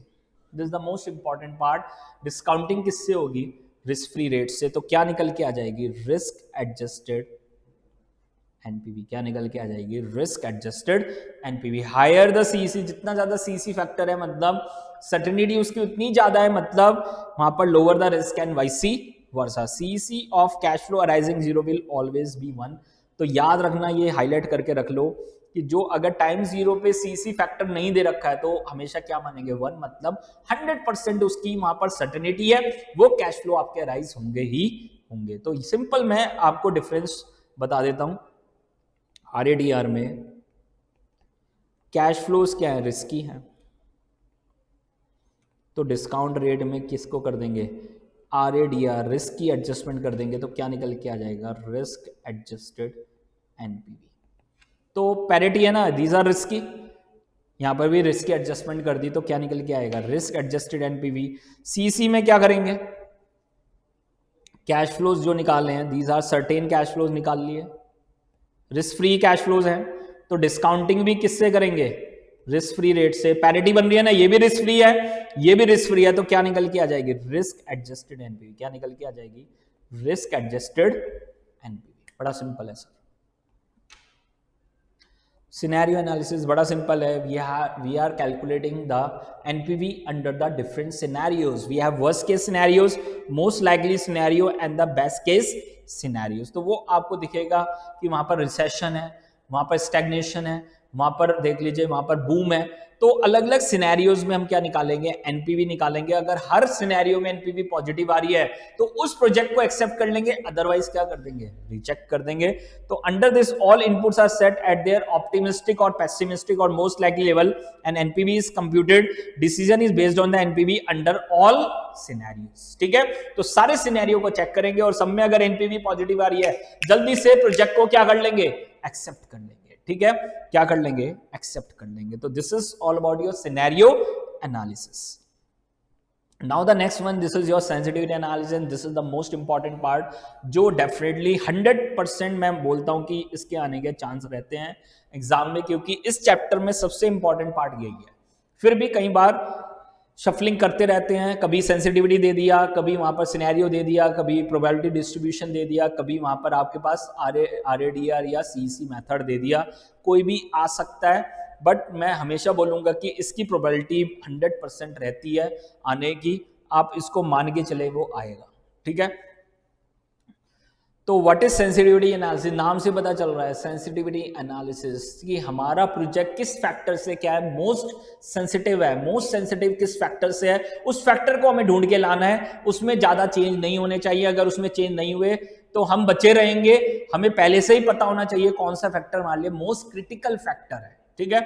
This is your sensitivity analysis, critical वहां पर फैक्टर एनालिसिस, कौन सा क्रिटिकल फैक्टर है उसको ढूंढ के निकालना है, ठीक है। बस यहां पर वो ध्यान रखना, this is the major drawback of sensitive analysis, वो एक बार में एक ही फैक्टर के लिए चेक करेगा, कीपिंग अदर फैक्टर कांस्टेंट, ठीक है, वो याद रखना। तो this is one of the method of analysing the risk under the capital budgeting decision. तो this is how responsive the project NPV to the change in those variable based on NPV is computed. तो वो तो है ही यहाँ पर important point कि हमें देखना है कि किस फैक्टर से प्रोजेक्ट क्या है, प्रोजेक्ट की एनपीवी क्या है, मोस्ट सेंसिटिव है, तो वो हमें वहां पर कैलकुलेट करना है। We are analysing the change in the project NPV for the given change in one of the variable and this the most important thing, एक बार में एक फैक्टर को चेंज करेंगे, कीपिंग अदर फैक्टर कांस्टेंट, ठीक है। तो ये यहां पर आपके पास दो मेथड हैं जो हमें वहां पर देखने हैं, ठीक है। तो what is in the sensitivity analysis, we are always looking for adverse effect. कोई पॉजिटिव इफेक्ट देखने के लिए हम यहां नहीं बैठे, हम तो एडवर्स इफेक्ट देखने के लिए बैठे हैं। जैसे कैश इनफ्लोज अगर कम हो जाएंगे तो this is inverse effect, outflow अगर बढ़ जाएंगे तो इनवर्स इफेक्ट है, डिस्काउंट रेट अगर बढ़ जाएगा तो इनवर्स इफेक्ट है, लाइफ अगर कम हो जाएगी तो इनवर्स इफेक्ट है, ठीक है। तो हमें सबसे ज्यादा अटेंशन किस पे देना है, जो हमारे लिए क्या है मोस्ट क्रिटिकल फैक्टर है। याद रखना, हमें किसके ऊपर सबसे ज्यादा फोकस रखना है, जो हमारे लिए क्या है मोस्ट क्रिटिकल फैक्टर है। इसके ऊपर थ्योरी भी आ सकती है, वो पूछ सकते हैं what is sensitivity analysis in 2-3 marks, तो उसके लिए भी तैयार रहना सर, ठीक है। तो management should pay the maximum attention toward the factor where the minimum percentage of adverse effect changes causes the maximum adverse effect. तो यहां पर आपके पास याद रखना दो मेथड हमने डिस्कस किए थे। Method number 1 is margin of safety, MOS margin of safety method, and the second one is shock approach, shock देंगे 10%, 5%, 15% से शॉक देंगे। और दूसरा क्या था, मार्जिन ऑफ सेफ्टी, अभी कितना सेफ्टी लेवल है उसके अकॉर्डिंग क्या करेंगे, चेक करेंगे, ठीक है। तो MOS करने के लिए वहां पर तरीका क्या था, सेट NPV 0, NPV को 0 मान लो, और जिस फैक्टर के लिए सेंसिटिविटी निकालनी है उसको क्या मानो, X। ये बहुत इंपॉर्टेंट है, ठीक है। तो ध्यान रखना जब हम यूज करेंगे MOS approach, margin of safety approach, तो याद रखना दोनों मेथड से डिसीजन सेम आएगा बट करने का तरीका दोनों का बिल्कुल डिफरेंट है, ठीक है। तो इसलिए ध्यान रखना दोनों के करने का तरीका बिल्कुल डिफरेंट है। तो मार्जिन ऑफ सेफ्टी, कितना भी सेफ्टी लेवल बाकी है, जिसमें ज्यादा सेफ्टी लेवल बाकी होगा वो कम क्रिटिकल है, जिसमें कम सेफ्टी लेवल होगा वो हमारे लिए क्या है, मोस्ट क्रिटिकल है, ठीक है। Set NPV 0 and calculate the break-even values and margin of safety for each factor, और उसके अकॉर्डिंग हम क्या निकाल देंगे, percentage sensitivity. What is percentage change divide by base, ठीक है।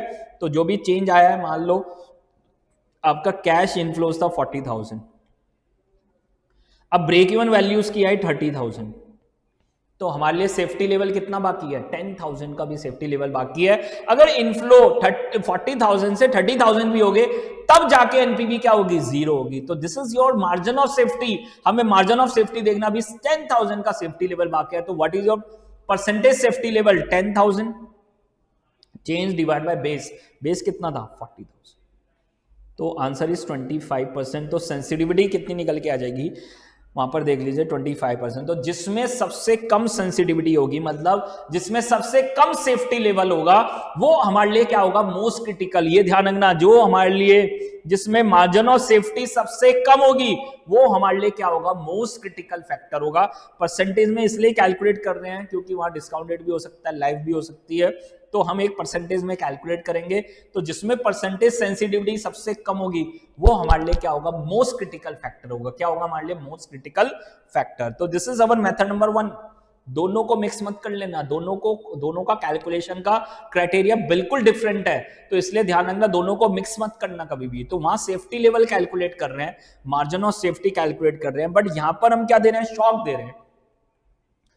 मान लो 10% का शॉक दे रहे हैं, 5% का शॉक दे रहे हैं, तो हम वहां पर एडवर्स शॉक देंगे, एडवर्स इफेक्ट डालेंगे। तो मान लो 10% का एडवर्स इफेक्ट डाला, तो इनफ्लो को 10% से कम किए, आउटफ्लो को 10% से बढ़ाया, डिस्काउंट रेट को 10% से बढ़ाया, 10% मतलब उस जो भी आपके पास रेट दे रखा उसका 10% से बढ़ा दिया। तो अब हम क्या निकालेंगे, रिवाइज्ड एनपीवी। क्या निकालेंगे, रिवाइज्ड एनपीवी। और जिस केस में सबसे कम एनपीवी आएगी, जिस केस में सबसे कम एनपीवी आएगी, वो हमारे लिए क्या होगा, मोस्ट क्रिटिकल होगा, मोस्ट क्रिटिकल फैक्टर होगा। तो याद रखना, most critical factor is that factor which will the maximum fall in NPV, जिसमें सबसे ज्यादा फॉल होगा एनपीवी में, या जिसमें सबसे कम एनपीवी आएगी, वो हमारे लिए क्या होगा, मोस्ट क्रिटिकल फैक्टर होगा। ठीक है, तो वो ध्यान रखना, most critical sensitive factor is that factor for which result the maximum fall in NPV. तो अगर परसेंटेज में निकाल रहे हैं तो जिसमें सबसे ज्यादा फॉल होगा, सबसे ज्यादा परसेंटेज फॉल होगा, वो क्रिटिकल होगा, या जिसमें सबसे कम एनपीवी आएगी वो हमारे लिए क्या होगा, मोस्ट क्रिटिकल फैक्टर होगा। तो करने का तरीका यही है, कोई भी एक पर्टिकुलर शॉक ले लेंगे, 10%, 20%, 5%, कोई भी शॉक ले लेंगे, क्वेश्चन में गिवन है तो बहुत अच्छा है, हमारे लिए पता भी चल गया कि हमें कौन सा मेथड लगाना है। तो आपका जो डिसीजन आएगा दोनों मेथड से क्या आएगा, सेम आएगा। अब आपको क्वेश्चन की लैंग्वेज पढ़नी है कि वहां पर शॉक अप्रोच लगेगा या वहां पर एमओएस अप्रोच लगेगा, and then accordingly we have to apply the method. ठीक है, तो ये आपके पास क्या था, this is your sensitivity analysis and this is all about your risk under the capital budgeting. तो यहां सेंसिटिविटी एनालिसिस हमने कवर किया, scenario analysis, RADR method, this is your risk adjusted NPV method, and we have probability distribution approach. तो this is all about your risk analysis in capital budgeting. अब देखिए next जो आपका पास topic है, this is your dividend decision. Again this is one of the most important topic. 5 marks तो कम से कम आप मान ही लो यहां से आएगा। ठीक है, तो 5 मार्क्स का एक कंपलसरी का क्वेश्चन आपको यहां से मिल सकता है, तो बिल्कुल तैयार रहें। और इजीएस्ट चैप्टर है आपके पास, तो बहुत सिंपल है, डिविडेंड डिसीजन। तो सबसे पहले यहां पर डिविडेंड पॉलिसी या डिविडेंड डिसीजन में सबसे इंपॉर्टेंट डिसीजन क्या है, we have to divide the total earnings into the retain earnings and dividend. ठीक है, तो जो टोटल अर्निंग्स है उसको कितना वहां पर कितना रिटेन करना है और कितना डिविडेंड देना है, this is the most important decision under the dividend policy. What is the meaning of total earnings here, this is earnings available for equity share holder, this is the earnings available for equity share holders. तो यहां पर जो earning का मतलब है, this is the decision for equity share holders. तो जो total earning का यहां पर मतलब है, this is the earnings available for the equity share holders. तो इनकम स्टेटमेंट शुरू में ही देख लेते हैं, उससे काम आसान हो जाता है। We have sales minus variable cost contribution minus fix cost excluding depreciation, तो क्या निकल के आएगा, this is your EBITDA minus depreciation, तो क्या आएगा, EBIT minus interest, this is earning before tax minus tax, तो क्या आ जाएगा, PAT, this is your profit after tax. अब इसमें से पहले क्या माइनस करेंगे, प्रेफरेंस डिविडेंड, तो ये जो निकल के आएगा, this is your earnings for equity, earnings available for equity share holders, और इसमें से क्या देंगे, इक्विटी डिविडेंड। तो जो बैलेंस बचेगा, this is transfer to reserves and surplus, this is your income statement. ध्यान रखना बहुत इंपॉर्टेंट है, काम आएगी। ठीक है, अब यहां पर दो टाइप के मेन डिसीजन आपको दिखेंगे, long term financing decision. Definitely अगर हमें लॉन्ग टर्म पैसा चाहिए तो हमें वहां पर सबसे पहले फर्स्ट हम क्या करेंगे, internal financing, we have internal financing, और उसके बाद हम किस पे जाएंगे, एक्सटर्नल पे जाएंगे। तो internal financing is retained earnings, हम रिटेन अर्निंग को यूज करेंगे, उसके बाद हम वहां पर क्या जाएंगे, एक्सटर्नल फाइनेंसिंग में जाएंगे। ठीक है, सेकंड वेल्थ मैक्सिमाइजेशन, डेफिनेटली जो भी फाइनेंस में हम डिसीजन लेंगे उन डिसीजन से वेल्थ ऑफ द शेयरहोल्डर्स क्या होनी चाहिए, मैक्सिमाइज। तो पूरा जो डिसीजन चलेगा वो वेल्थ मैक्सिमाइजेशन का ही चलेगा, हमें वहां पर वही डिसीजन लेने हैं जिससे शेयरहोल्डर्स की वेल्थ क्या हो, मैक्सिमाइज हो। These are the two types of decision we are taken under the dividend policy. ठीक है, तो we have internal financing and external financing, this is retained earnings, external financing is equity shares, preference debentures, और मैं यहाँ equity की बात करूंगा because this is the decision for the equity shareholders. तो यहाँ पर जो भी हम बात करने वाले हैं वो इक्विटी की बात करने वाले हैं। ठीक है, तो internal financing is retain earning, external financing is raise of equity shares. ठीक है, तो वहां पर याद रखना cost of retained earning is always less than cost of new equity. This is your new equity. तो cost of old equity या cost of retained earning is always less than cost of new equity, and the reason is floating cost. Reason is floating cost. वो याद रखना, ठीक है।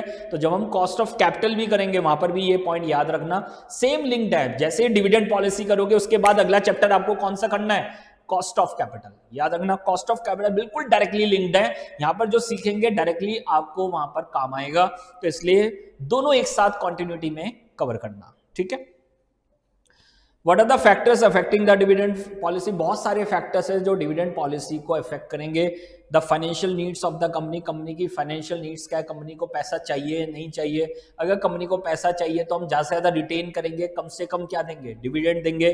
Desire of the shareholder, shareholder क्या चाहते हैं, अगर वो ज्यादा डिविडेंड चाहते हैं तो उनको ज्यादा डिविडेंड देना पड़ेगा, कम रिटेंशन रखना पड़ेगा। तो दीज आर द फैक्टर्स जो आपको कंसिडर करने पड़ेंगे while deciding about the dividend policy.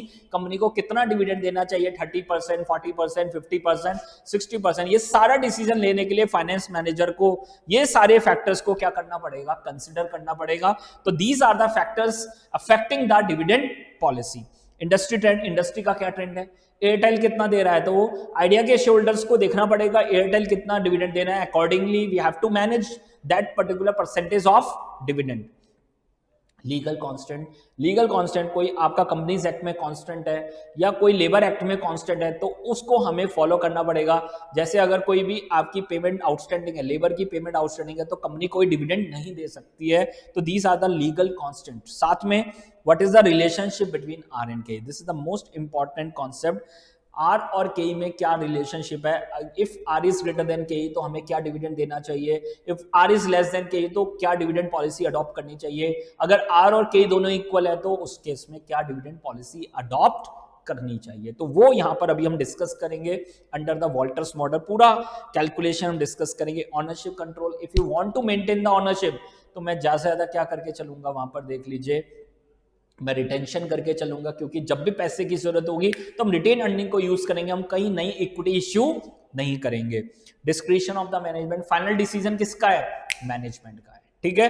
Liquidity needs, company को रेगुलर कितना पैसा चाहिए, अगर रेगुलरली कंपनी को पैसा चाहिए तो उस केस में हम डिविडेंड पे आउट नहीं करेंगे, हम ज्यादा रिटेंशन करके चलेंगे, जिससे जब भी कोई शॉर्ट टर्म रिक्वायरमेंट होगी, short term working capital requirement होगी तो उसको हम क्या करेंगे, फुलफिल करेंगे। तो these are the factors considering while deciding about the dividend policy, ठीक है। तो ये इसका थ्योरेटिकल पार्ट था, मैं वो भी कवर करता जा रहा हूं, जिससे ये छोटे छोटे क्वेश्चंस बनते हैं एग्जाम में, कभी भी आ जाते हैं 1 मार्क्स 2 मार्क्स 3 मार्क्स में, तो आप उसको इजीली लिख सकते हैं, ठीक है।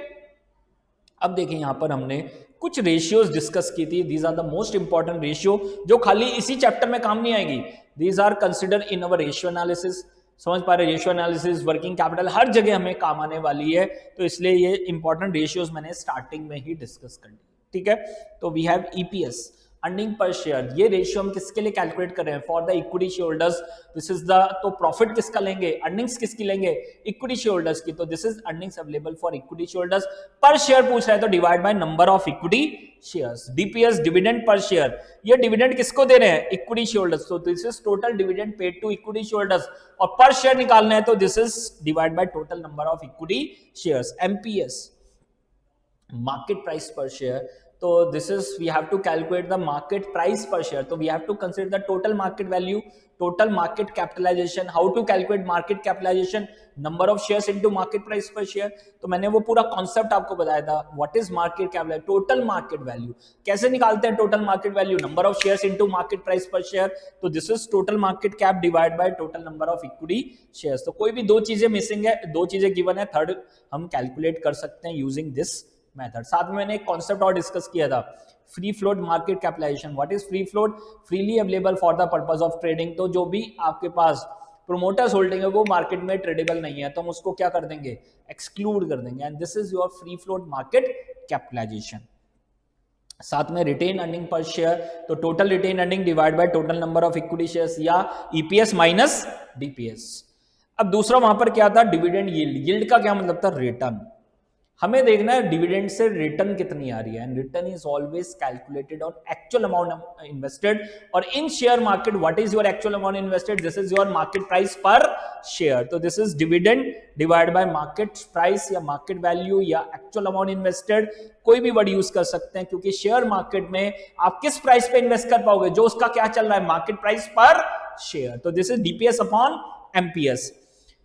पे आउट कहां से होगा, अर्निंग से, तो this is DPS upon EPS. Dividend rate is percentage of dividend, and this is always percentage of face value. हम जो भी डिविडेंड दे रहे हैं वो किसका परसेंटेज है, 50% dividend, 100% dividend, 200% dividend, this is always with of face value. तो this is DPS upon face value per share. On the same ground we have earning yield, earning से कितनी रिटर्न आ रही है, तो this is earning divide by actual amount invested, and actual amount invested is market price per share. P ratio, price earning ratio, this is MPS upon EPS. Retention ratio, कितना retain कर रहे हैं, वहां पर देख लीजिए जो भी अर्निंग कर रहे हैं उसका कितना रिटेन कर रहे हैं, तो this is retain earning per share divide by earning per share. Retention ratio, तो हमें पता है retention ratio plus dividend pay out ratio क्या हो गया, 100%। तो जो भी आपके पास एक रेशियो, अगर डिविडेंड पे आउट इज 40% तो रिटेंशन इज 60%, तो वो आपके पास आ जाएगा, दिस इज योर रिलेशनशिप। तो DY and EY is always calculated on annual basis. First paid to the preference share holders, जो बचेगा वो किसको देंगे, इक्विटी शेयर होल्डर्स को। Dividend is always paid on face value not on market price, तो this is always percentage of face value. तो मैंने एक 3 रिलेशनशिप आपको बताई थी। Dividend yield is always percentage of MPS, MPS का परसेंटेज होगा। Dividend pay out ratio is always percentage of EPS, EPS का तो परसेंटेज होगा पे out, and dividend rate is always percentage of face value, वो हमेशा किसका होगा, फेस वैल्यू का। तो ये 3 चीजें अपने माइंड में हमेशा फिक्स रखना, कभी गलती होने का कोई चांस नहीं है। अब वहां पर 3 टर्म थी जो हमने डिस्कस की थी, these are the cash dividend terms. Regular dividend जो कंपनी क्या कर रही है, रेगुलरली पे आउट कर रही है। Special, this is windfall profit, windfall profits में से कुछ पे आउट कर रही है तो उसको क्या बोलते हैं, special dividend, and liquidating at the time of liquidation, ठीक है। साथ में कॉन्सेप्ट है बोनस शेयर, बोनस का क्या मतलब था, फ्री में क्या दे रहे हैं, एडिशनल नंबर ऑफ शेयर्स, क्या दे रहे हैं, फ्री में एडिशनल नंबर ऑफ शेयर्स। तो अगर वहां पर बोनस इज 20%, तो इसका मतलब 20% शेयर्स क्या दे रहे हैं, फ्री में दे रहे हैं, ठीक है। तो stock dividend are the pay out the new shares rather than cash, in there it will more shares outstanding but one will be worth less. तो आपकी जो वैल्यू क्या हो जाएगी, पर शेयर वैल्यू क्या हो जाएगी, कम हो जाएगी, ठीक है। तो जितनी भी पर शेयर रेशियोज है वो क्या हो जाएगी, कम हो जाएगी। तो वो याद रखना, इफ द बोनस इज 2:1, इसका मतलब 1 के बदले में 2 एडिशनल, आफ्टर बोनस आपके पास कितने शेयर होंगे, 3 शेयर। अगर वहां पर 1:2 है बोनस, उसका क्या मतलब है, 2 के बदले में 1 एडिशनल, आफ्टर बोनस आपके पास कितने शेयर्स होंगे, 3 शेयर होंगे। तो वो ध्यान रखना, रेशियो की फॉर्म में गिवन है। तो 2:1 का क्या मतलब है, 1 के बदले में 2 एडिशनल, 1:2 का क्या मतलब है, 2 के बदले में 1 एडिशनल, ठीक है। साथ में एक और तरीका है स्प्लिट, स्प्लिट में क्या कर रहे हैं, हम फेस वैल्यू को ब्रेक कर रहे हैं। क्या कर रहे हैं, फेस वैल्यू को, 10 रुपए की फेस वैल्यू को 1 रुपए बना रहे हैं। तो we are breaking the face value, हम फेस वैल्यू को क्या कर रहे हैं, ब्रेक कर रहे हैं। तो दिस इज 10:1, 10:1। तो उसका क्या मतलब है कि वहां पर देख लीजिए, 1 शेयर के बदले में अब कितने शेयर दे देंगे, 10 शेयर दे देंगे। तो दिस इज 10:1, 1 शेयर के बदले में 10 share, these are not additional. After split आपके पास कितने शेयर होंगे, 10 होंगे, ठीक है। तो divide each existing share into multiple shares, that creating more share, they are now more shares but the prices will drop easily. तो 3:1 stock split, that each old share is split into the 3 shares। याद रखना, 4 नहीं होंगे after split, आपके पास 3 share होंगे। अगर 3:1 है तो इसका मतलब 1 के बदले में 3 मिलेंगे, आफ्टर स्प्लिट आपके पास कितने शेयर्स होंगे, 3 शेयर होंगे, ठीक है। And this is very common these days. तो कभी भी स्प्लिट की और बोनस की एडजस्टमेंट कहीं पर भी मिल सकती है, not only in this chapter, कहीं पर भी आ सकती है, तो इसलिए आपको सिखा दिया है, ठीक है। Now we have a concept of ex dividend. Ex dividend का क्या मतलब है, मैंने पहले बताया था, जो भी हम वैल्यूएशन करते हैं, we are always calculating the ex dividend price. Why we are calculating ex dividend price, अगर कोई डिक्लेयर्ड इनकम है, कंपनी ने कोई डिविडेंड डिक्लेयर कर दिया, वो मुझे मिलने वाला नहीं है। क्यों मिलने वाला नहीं है, बिकॉज मेरा नाम रजिस्टर में अभी नहीं है। वो किसको मिलेगा, जिसका नाम किसमें होगा, शेयर होल्डर रजिस्टर में होगा, तो उस केस में मैं उसके लिए कुछ भी पे करने के लिए तैयार नहीं हूं। तो that's why we are always calculating the ex dividend price. Dividend के बाद जो प्राइस बचेगा उसी को हम पे करने के लिए तैयार है। तो फॉर ऑल वैल्यूएशन पर्पज, जो भी हम वैल्यूएशन करने वाले हैं, गॉर्डन्स, वॉल्टर, जो भी मॉडल हम वहां पर लगा रहे हैं, we are always using the ex dividend price. तो ये लिखा हुआ है, if the question is silent, हम हमेशा क्या मानते हैं, ex dividend price. If cum dividend price is given, तो उसको क्या बना लेंगे, एक्स। कैसे, अगर वहां पर आपको कम डिविडेंड प्राइस 100 रुपए दे रखा है, डिविडेंड 2 रुपए है, तो 2 रुपए माइनस करके क्या बना लेंगे, 98 is your ex price, ex dividend price. ठीक है, for all formulas, for all valuation purpose, we always use the ex dividend price, not the cum dividend price. तो ये इंपॉर्टेंट पॉइंट है जो आपको ध्यान रखना है, लोगों के माइंड में आता रहता है, इसलिए मैं पूरा कॉन्सेप्चुअली उसको बता देता हूं। ठीक है, क्योंकि अगर मैं कोई शेयर खरीदने जाऊंगा, कंपनी ने कोई डिविडेंड डिक्लेयर कर दिया, वो मुझे नहीं मिलेगा, वो किसको मिलेगा, जो पुराना शेयर होल्डर है। तो जो नया शेयर होल्डर है वो उसके लिए क्यों पे करे, that's why we are always calculating the ex dividend price. ठीक है, now we have different theories, models under the dividend policy. We have relevant theory and irrelevant theory. Relevant theory में we have Walters and Gordon's, irrelevant theory में we have MM approach. इसके अलावा दो और छोटे छोटे मॉडल्स हैं, last में डिस्कस कर देंगे। तो relevant theory, dividend plays an important role in determination of market price, मतलब डिविडेंड देने ना देने से मार्केट प्राइस पे क्या हो रहा है, इंपैक्ट हो रहा है। इररेलेवेंट थ्योरी क्या कह रही है, डिविडेंड देने ना देने से मार्केट वैल्यू पे कोई इंपैक्ट नहीं हो रहा है। This is about relevant and irrelevant. तो सबसे पहले वी हैव वॉल्टर्स मॉडल। तो मैंने पहले बताया था वॉल्टर्स मॉडल पढ़ेंगे, फिर Gordon's is an extension model, extra बातें पढ़ लेंगे वहां पर। ठीक है, तो जो बेसिक चीजें हैं वो सेम है दोनों मॉडल में, बट वैल्यूएशन का क्राइटेरिया दोनों का अलग अलग है। ठीक है, तो वो ध्यान रखना जो मैंने आपको कॉन्सेप्चुअली सिखाया हुआ है, जिससे जब भी आप रिवाइज करोगे आपके माइंड में सेट रहेगा वॉल्टर्स के पीछे क्या था और गॉर्डन्स में क्या कैलकुलेशन थी। ठीक है, तो सबसे पहले this is a relevant theory, dividend places an important role in determination of market price. Dividend देने ना देने से मार्केट प्राइस पे क्या हो रहा है, इंपैक्ट हो रहा है। फिर वो कह रहा है दो फैक्टर है जो मार्केट प्राइस को इन्फ्लुएंस करेंगे। पहला, what is the dividend pay out ratio and what is the relationship between R and K. तो यही मैंने पॉइंट इसलिए वहां छोड़ दिया था कि यहां पर मैं कवर करूंगा, तो कंपनी क्या पे आउट कर रहा है and what is the relationship between R and K, तो उसके ऊपर ही पूरी डिविडेंड पॉलिसी क्या कर रही है, फोकस करा रही है। ठीक है, तो दो फैक्टर है जो आपके मार्केट प्राइस को इंपैक्ट करने वाले हैं। What is the relationship between R and K, तो आपको क्वेश्चन में सबसे पहले क्या देखना है, कंपनी वहां पर देख लीजिए रिलेशनशिप क्या मेंटेन कर रही है, आर कितना है, के कितना है, एंड अकॉर्डिंगली हमारा डिविडेंड पे आउट रेशियो कितना है, वो कितना होना चाहिए या नहीं होना चाहिए, वो हम डिस्कस करेंगे।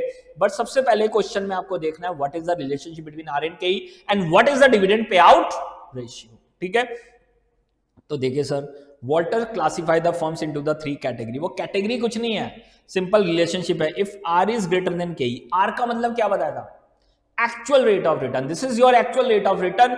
अगर कंपनी में पैसा लगा हुआ है तो कंपनी किस रेट से अर्न कर रही है, 20%। के, this is expected rate of return. हम कितना एक्सपेक्ट कर रहे हैं, 15%। हम 15% एक्सपेक्ट कर रहे हैं, कंपनी 20% कमा रही है, तो पैसा कहां रखोगे, कंपनी के पास। तो what is your optimum pay out ratio, 0%। What is your optimum retention ratio, 100%। बड़ा सिंपल है। तो shareholder would like the company to retain the maximum amount and what is the optimum pay out ratio, optimum pay out ratio 0%, optimum retention ratio 100%। ठीक है, तो जितना कम pay out करोगे उतना ज्यादा ही मार्केट प्राइस होगा। बताया ना, it will influence the market price. What is the relationship between R and K and what is the dividend pay out ratio. तो अगर कंपनी 0% पे आउट करेगी तो आपका एमपीएस क्या आएगा, मैक्सिमम। एमपीएस क्या आएगा, मैक्सिमम आएगा। ठीक है, if R is less than K, company कमा रही है कम रेट से और मेरी एक्सपेक्टेशन क्या है, ज्यादा है, 20% है, मैं कहूंगा पैसा रखने की जरूरत नहीं है, सारा मुझे दे दो। तो what is optimum pay out ratio, 100%। What is optimum retention ratio, 0%। अगर हम ऐसा फॉलो करेंगे तो हमारा एमपीएस क्या आएगा, मैक्सिमम आएगा। हमारा एमपीएस क्या आएगा, maximum. In they want like the firm to retain the profit. तो in this case positive relationship, वो देख लो, वहां पर जितना ज्यादा पे आउट करोगे उतना कम मार्केट प्राइस, जितना कम पे आउट करोगे उतना ज्यादा मार्केट प्राइस। तो रिलेशनशिप क्या होगी, नेगेटिव कोरिलेशन होगा। यहां पर क्या होगा, जितना पे आउट उतना ज्यादा एमपीएस, जितना कम पे आउट उतना कम एमपीएस, तो पॉजिटिव कोरिलेशन होगा, higher the pay out higher will be the market price and vice versa. अगर आर और के दोनों इक्वल है तो एनी पे आउट इज ऑप्टिमम, कुछ भी करो भाई आपका वेल्थ क्या रहेगा, कांस्टेंट, आपका वेल्थ क्या रहेगा, कांस्टेंट, मतलब एमपीएस क्या रहेगा, कांस्टेंट रहेगा, ठीक है। तो यही मैंने यहाँ पर एक टेबल में समरी में बना दिया है, फिर भी मैंने रिवाइज आपको नॉर्मली करा दिया था। If R is greater than K e the optimum pay out ratio is 0%, optimum retention is 100%, and what is the relationship, negative, inverse relationship है, inverse relationship between DPS and MPS. If R is less than KE, optimum payout ratio is 100%, optimum retention is 0%, relationship is positive relationship. If R is equal to KE, every payout is optimum, any retention is optimum, there is no correlation, ठीक है। Now we have valuation. Valuation का मतलब क्या बताया था, price of the share as on today. हमें क्या calculate करना है, price of the share as on today using the Walter's model. तो वहां पर दो चीजें मैंने बताई थी, the first one is present value of all future dividend plus present value of all return on retain earning. तो P0 is equal to DPS upon K plus R upon K, EPS minus DPS क्या है, retain earnings, are upon K EPS minus DPS upon के। पूरा derivation आपको कराया हुआ है but उसकी हमें जरूरत नहीं है, एग्जाम में we need only the model. तो this is DPS upon K plus R upon K, EPS minus DPS upon K. तो this is your price of the share as on today using the Walter's model. कौन सा model है, Walter's model है, ठीक है। assumptions DPS and EPS are constant, KE and R are constant, important है, कभी भी एग्जाम में आ जाएगा। तो DPS and EPS are constant, KE and R are constant, going concern assumption, no external finance, ठीक है। अब ऑन द सेम ग्राउंड जो फर्स्ट पार्ट हमने पढ़ा था वो सेम है दोनों के लिए, ठीक है। What is the relationship between R and K and what is the dividend pay out ratio, वो पूरा कॉन्सेप्ट बिल्कुल सेम है। तो what is the relationship between DPS and MPS? If R is greater than KE, optimum payout ratio is 0%, optimum retention is 100%. Relationship is inverse relationship. If R is less than KE, optimum payout is 100%, optimum retention is 0%. Relationship is positive. If R is equal to KE, optimum any payout is optimum, any retention is optimum. There is no correlation between the DPS and MPS. Everything is same. The difference is only of valuation part. ठीक है, तो हमें भी यहाँ पर क्या निकालना है, P0, and this is present value of all future dividend growing at constant rate, growing at constant rate. So this is D1 upon K minus G या DPS 1 plus G, D0 1 plus G upon K minus G। वो याद रखना है, growing cash flows up to perpetuity, वही concept लगेगा जो हमने time value of money में डिस्कस किया था। तो this is D0 1 plus G upon K minus G और D1 upon K minus G। तो याद रखना है हमें D1 चाहिए, अब वो जैसे मर्जी आए। तो EPS 1 है, 1 माइनस रिटेंशन रेशियो, तो क्या निकल के आ जाएगा, दिस इज योर DPS 1। तो न्यूमरेटर में मुझे क्या चाहिए, DPS 1 चाहिए।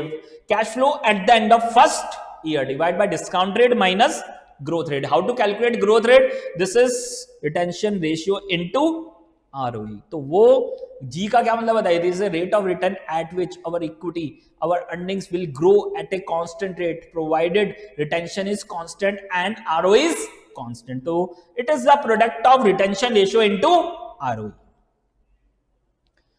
तो बस वो ध्यान रखना है वहां पर D0 और D1 का डिफरेंस। तो D0 आपके पास पास्ट टेंस है, प्रेजेंट टेंस है, D1 इज फ्यूचर टेंस, वो याद रखना है कॉन्सेप्ट जो सिखाया है आपको। तो they are using the word just paid, recently paid, तो वो क्या होगा D0। They are using the word will pay, expected to pay, this is D1। Assumptions again very important for your exams. What are the assumptions of Gordon's model? No external finance, KE and R are constant.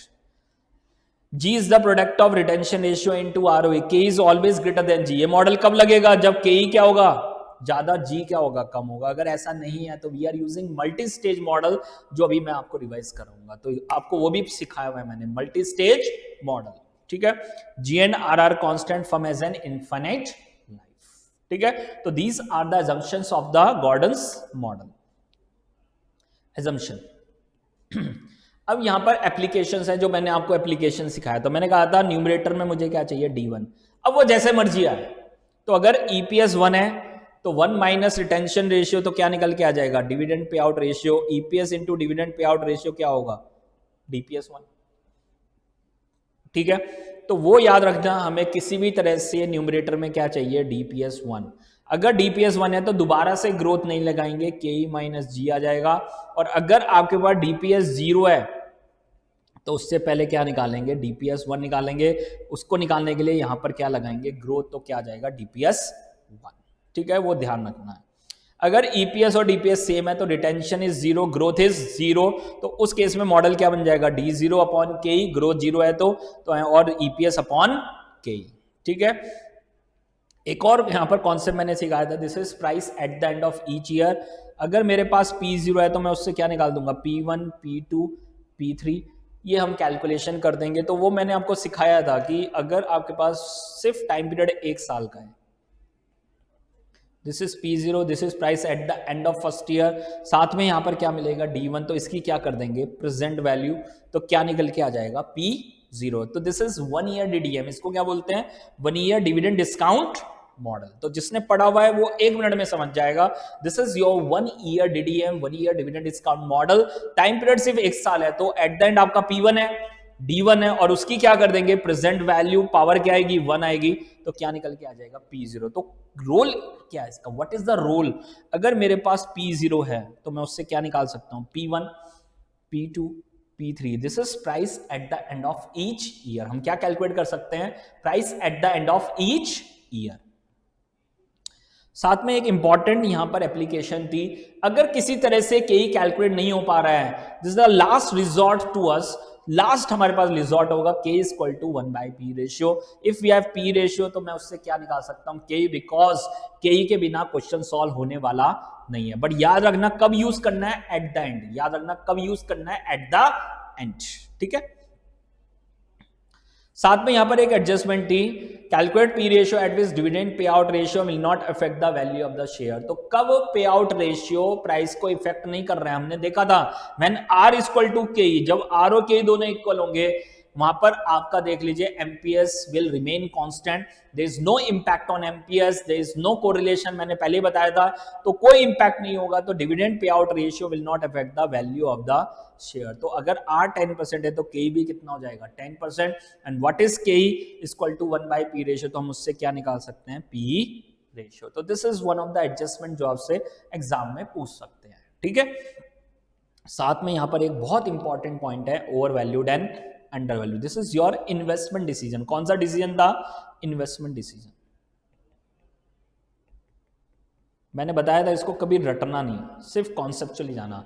सबसे पहले हम क्या करेंगे, अपनी valuation करेंगे। क्या करेंगे, अपनी वैल्यूएशन। और वैल्यूएशन को किससे कंपेयर करोगे, उसके करंट मार्केट प्राइस से। ये कहां चल रहा है, एक्सचेंज।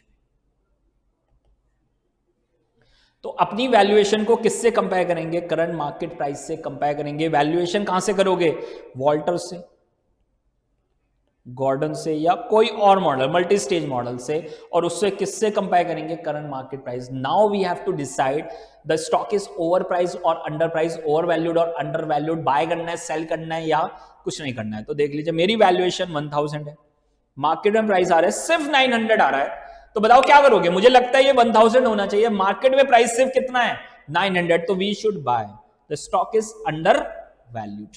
बट अगर यही प्राइस 1100 आ रहा होता तो मैं क्या कहता, नहीं भाई इसकी वैल्यू तो 1000 है, जबकि मार्केट में प्राइस कितना है, 1100। तो this is over value, decision क्या होगा, सेल। देख लीजिए, और अगर हाइपोथेटिकल अगर ये सेम है तो this is correctly value, decision क्या हो सकता है, बाय ऑब्लिक, बाय भी कर सकते हैं और सेल भी, इनडिफरेंट डिसीजन। ठीक है, तो अब क्वेश्चन में ध्यान रखना है, अगर मेरे पास ऑलरेडी कोई स्टॉक है और डिसीजन बाय आ रहा है तो हम क्या लिख के आ जाएंगे, होल्ड करो भाई। मेरे पास ऑलरेडी कोई स्टॉक है, डिसीजन सेल आ रहा है, तो हम क्या कर देंगे, सेल कर देंगे। ठीक है, मेरे पास कोई स्टॉक नहीं है बट डिसीजन सेल आ रहा है, तो हम क्या लिखेंगे, नॉट टू इन्वेस्ट। क्या लिखेंगे, नॉट टू इन्वेस्ट। तो वो आपको ध्यान रखना है क्वेश्चन में किस तरह से डिसीजन लिख के आना है, over valued and under valued. ठीक है, now the next one is multi stage model, and this is the most important. Current scenario में यहां से क्वेश्चन आने का बहुत चांस है। This is very very important model, तो इसलिए यहां पर ये बहुत अच्छे से समझ लो एक बार मेरे से दोबारा से। अभी तक हम क्या कह रहे थे, ग्रोथ क्या रहेगी, constant, and this is up to perpetuity. तो मॉडल क्या निकला था, P zero equal to D zero one plus G upon K minus G, यही तो था मॉडल। कहां लगा रहे थे, आज। ठीक है, this is the model, this is your Gordon's model, यही तो गॉर्डन्स मॉडल है। तो वो कह रहा है G is constant and K is greater than G, this is the main assumption of the Gordon's model. तो मैं क्या कह रहा था, आज से ग्रोथ कांस्टेंट है अप टू परपेचुटी, तो हम यहां पर क्या कैलकुलेट करते हैं, price of the share as on today, आज कैलकुलेट कर रहे थे D zero one plus G upon K minus. तो from the first year growth is constant up to perpetuity, the model is DP zero equal to D zero one plus G upon K minus G. अब मैं क्या कह रहा हूं, now I change the condition, now the growth is fluctuating, now the growth is not constant, growth is fluctuating या k is less than g, इन दोनों में से कोई भी assumption अगर ब्रेक हो रही है तो कौन सा मॉडल लगेगा, मल्टी स्टेज। कौन सा मॉडल लगेगा, मल्टी स्टेज, वो ये याद रखना ये पॉइंट। तो गॉर्डन्स मॉडल क्या कह रहा है, growth is constant and K is greater than जी, इन दोनों में से कोई भी अजम्पशन अगर ब्रेक हो रही है तो we will follow the multi stage model. तो वो क्या कहेगा, ग्रोथ इज फ्लक्चुएटिंग, पहले ग्रोथ थी 20%, फिर ग्रोथ हो गई 10%, फिर ग्रोथ हो गई आपके पास 8%, बट अब वो क्या कहेगा, यहां से ग्रोथ क्या हो जाएगी, कांस्टेंट हो जाएगी up to perpetuate, this is 5%। तो टेक्निकली जो मॉडल मैं यहां लगा रहा था वो मॉडल अब कहां लगेगा, अब यहां लगेगा, and this is eight the end of high growth period, and of high growth period. तो वहां पर हम P0 निकाल रहे थे, मान लो ये 5 साल हैं, या यहां पर आपके पास वी हैव 1 2 एंड 3 साल है। तो हम ये मॉडल कहां लगाएंगे, eight the end of third year. तो यहां पर कैलकुलेट क्या होगा, P3 बस। ये अगर क्लैरिटी है तो फिर कभी गलती होने का चांस नहीं। ठीक है, तो मैं यहां पर क्या कर रहा था, ग्रोथ आज से कांस्टेंट रहेगी अप टू परपेचुटी। तो क्या निकाल देते, price of the share as on today, as on today is P0। अब मैं कह रहा हूं 3 साल के बाद ग्रोथ कांस्टेंट हो जाएगी 5%, तो मैं यहां पर निकालूंगा प्राइस एज ऑन टुडे, और यहां पर एज ऑन टुडे क्या है, P3। यहां पर एज ऑन टुडे क्या है, P3, बस वो ध्यान रखना है। तो what is the price of the share as on today, this is present value of all future dividend, D1 D2 D3 plus P3, और उसकी क्या कर देंगे, present value 1 plus k power 1 plus k power 2 and 1 plus k power 3। तो क्या निकल के आ जाएगा, price of the share as on today. तो ये अगर क्लैरिटी है तो इस क्वेश्चन में कभी आपकी गलती होने वाली नहीं है। बहुत अभी बेसिक लेवल पे ही आपके कोर्स में है, तो मैंने बहुत अच्छे लेवल पे आपको बता दिया, ये कभी गलती होने का चांस नहीं है। अपने कोई आंसर देखने की जरूरत नहीं है, आपको अपने कॉन्सेप्ट को लगाना है। Present value of all future dividend plus present value of the firm at the end of high growth period. तो high growth period, at the end of high growth period, आपका हाई ग्रोथ पीरियड कहां end हो रहा है, यहां पर। तो यहां पर क्या निकलेगा, P3 अगर 3 साल है, अगर 4 साल है तो P4 निकलेगा, 5 साल है तो क्या निकलेगा, P5 निकलेगा।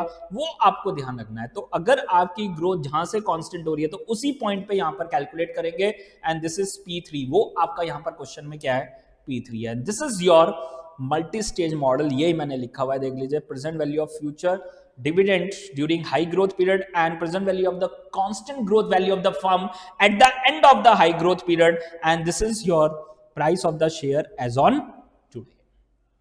ठीक है, अब ये P3 कैसे निकालेंगे, सेम वही मॉडल लगेगा। लास्ट पेड डिविडेंड क्या है, D3। अब ग्रोथ कौन सी लगेगी, कांस्टेंट वाली 5% डिवाइड बाय के माइनस जी। तो ये आपके पास क्या निकल के आ जाएगा, P3। क्या निकल के आ जाएगा, P3। ठीक है, तो एक बार बहुत अच्छे से एनालाइज कर लो, चेक कर लो, कोई भी अगर डाउट है यहां तक देख लीजिए। And this is all about, this is the application of Gordon's model. ये कौन से मॉडल की एप्लीकेशन है, गॉर्डन्स मॉडल की क्या है एप्लीकेशन। ठीक है, अब देखिए नेक्स्ट जो मॉडल है आपके पास, this is your MM approach and this is your irrelevant theory. ये कौन सा मॉडल है, irrelevant. Dividend do not play any role in determination of market value. तो यहां पर बहुत क्लियर वो कह रहा है, rather market value is affected by his future earnings and future investments. ठीक है, तो याद रखना आपकी जो value of market value of the firm as on today है, हर केस में वो क्या आएगी, सेम आएगी वहां पर। तो आपको बस ये ध्यान रखना है कि कैलकुलेशन कैसे करनी है। ठीक है, तो NP0 हर केस में वहां पर क्या आएगा, सेम आएगा। आप डिविडेंड दो या ना दो कोई फर्क नहीं पड़ना है, NP0 market value will remain the same. ठीक है, तो वहां पर सबसे पहले जो वर्किंग हमने वहां पर डिस्कस की थी, अगर आपको याद हो कि अगर वहां पर आपको नई इन्वेस्टमेंट करनी है तो वहां पर देख लीजिए, सबसे पहले वहां पर देख लीजिए हम जो भी अर्निंग्स है उसमें से क्या माइनस करेंगे, डिविडेंड। तो जो भी मुझे इन्वेस्टमेंट करनी है एट द एंड जो भी इन्वेस्टमेंट करनी है तो उसमें देख लीजिए, सबसे पहले वहां पर देख लीजिए मैं देखूंगा मेरे पास कितना इन्वेस्टमेंट के लिए वहां पर पैसा ऑलरेडी है, उसमें से सबसे पहले क्या दूंगा, डिविडेंड। जो बचेगा उस बैलेंस को क्या करूंगा, मैं वहां पर क्या करूंगा, रेस करूंगा, नई इक्विटी में क्या करूंगा, रेस करूंगा। तो what is your new equity, कितना न्यू इक्विटी रेस करोगे, कितना न्यू इक्विटी रेस करोगे, देख लीजिए न्यू इक्विटी कितने की रेस करोगे। सबसे पहले देख लीजिए आपके पास कितना इन्वेस्टमेंट करना है, इन्वेस्टमेंट एट द एंड, उसमें से क्या माइनस करूंगा, जितनी मेरे पास अर्निंग से पहले क्या दूंगा, डिविडेंड। तो जो बचेगा this is your new equity raise करेंगे। किस रेट पे रेस करेंगे, जो उस समय प्राइस है, this is price at the and, this is P1। ठीक है, P1 कैलकुलेट करने के लिए क्या करोगे, 1 ईयर DDM, मैंने आपको सिखाया था 1 ईयर DDM। 1 ईयर DDM क्या था आपके पास कि अगर ये P0 है तो this is P1 plus D1 और उसकी क्या कर देंगे, प्रेजेंट वैल्यू। तो क्या आ जाएगा, P0। तो मेरे पास क्वेश्चन में P0 है तो मैं क्या निकाल लूंगा, P1 है तो क्या निकाल लूंगा, P0। ठीक है, तो this is how we can calculate. तो वो वर्किंग आपके माइंड में होनी चाहिए कि सबसे पहले न्यू इक्विटी कितनी रेज करेंगे, तो this is investment minus earnings minus dividends, this is new equity raise. किस प्राइस पे करेंगे, P1 पे। P1 कैसे निकालोगे, P1 प्लस D1 और उसकी प्रेजेंट वैल्यू पावर 1, तो क्या निकल के आएगा, P0। तो P0 है तो मेरे पास उससे क्या निकल के आ जाएगा, P1। This is step number 1। Step number 2 और तीसरा आपके पास क्या है कि वहां पर देख लीजिए कितने न्यू शेयर्स हम क्या करेंगे, इश्यू करेंगे। M is the new number of equity shares. तो this is investment minus earnings minus dividend, किस प्राइस पे, P1 पे। तो क्या निकल के आ जाएगा, new number of equity shares. And finally we have to calculate the NP0 price value of the firm as on today. क्या होगा, value of firm at the end, N plus M into P1 plus earnings minus investments, और उसकी क्या कर देंगे, present value. तो क्या निकल के आ जाएगा आपके पास, value of the firm as on today. तो this is value of the firm at the end. वो कह रहा है इट विल इफेक्ट, कैसे इफेक्ट होगी, थ्रू अर्निंग्स एंड इन्वेस्टमेंट। तो प्लस अर्निंग्स माइनस इन्वेस्टमेंट। तो ये पूरा डेरिवेशन था जो मैंने आपको कराया था, पूरा कैलकुलेशन आपको सिखाया था। तो हमें तो आउटपुट पे जाना है, एग्जाम ओरिएंटेड हमें ध्यान रखना है। तो हमें 3-4 चीजों पे ध्यान रखना है, कितना न्यू इक्विटी रेज करेंगे, investment minus earnings minus dividend, किस प्राइस पे करेंगे, P1 पे, how to calculate using 1 year DDM। Then we have to calculate new number of shares. This is investment minus earnings minus dividend. This is the new equity amount to be raised. किस price पे, P1 पे। तो क्या निकल के आ जाएंगे, new number of shares. And what is the value of the firm at the end? This is N plus M. This is N is existing shares, M is new shares into price P1 plus earnings minus dividend, because it is affected by the its future earnings and future investments. तो this is plus earnings minus investment. तो उसकी present value करेंगे तो क्या निकल के आ जाएगा, value of the firm as on today. ठीक है, तो कुछ रट्टा नहीं लगाना है, कॉन्सेप्चुअली माइंड में रखना है चीजों को। तो this is the new number of equity shares, earnings minus investments minus dividend. तो याद रखना, dividend is already given to the existing number of equity shares. फिर यहां पर छोटे छोटे 2 मॉडल थे।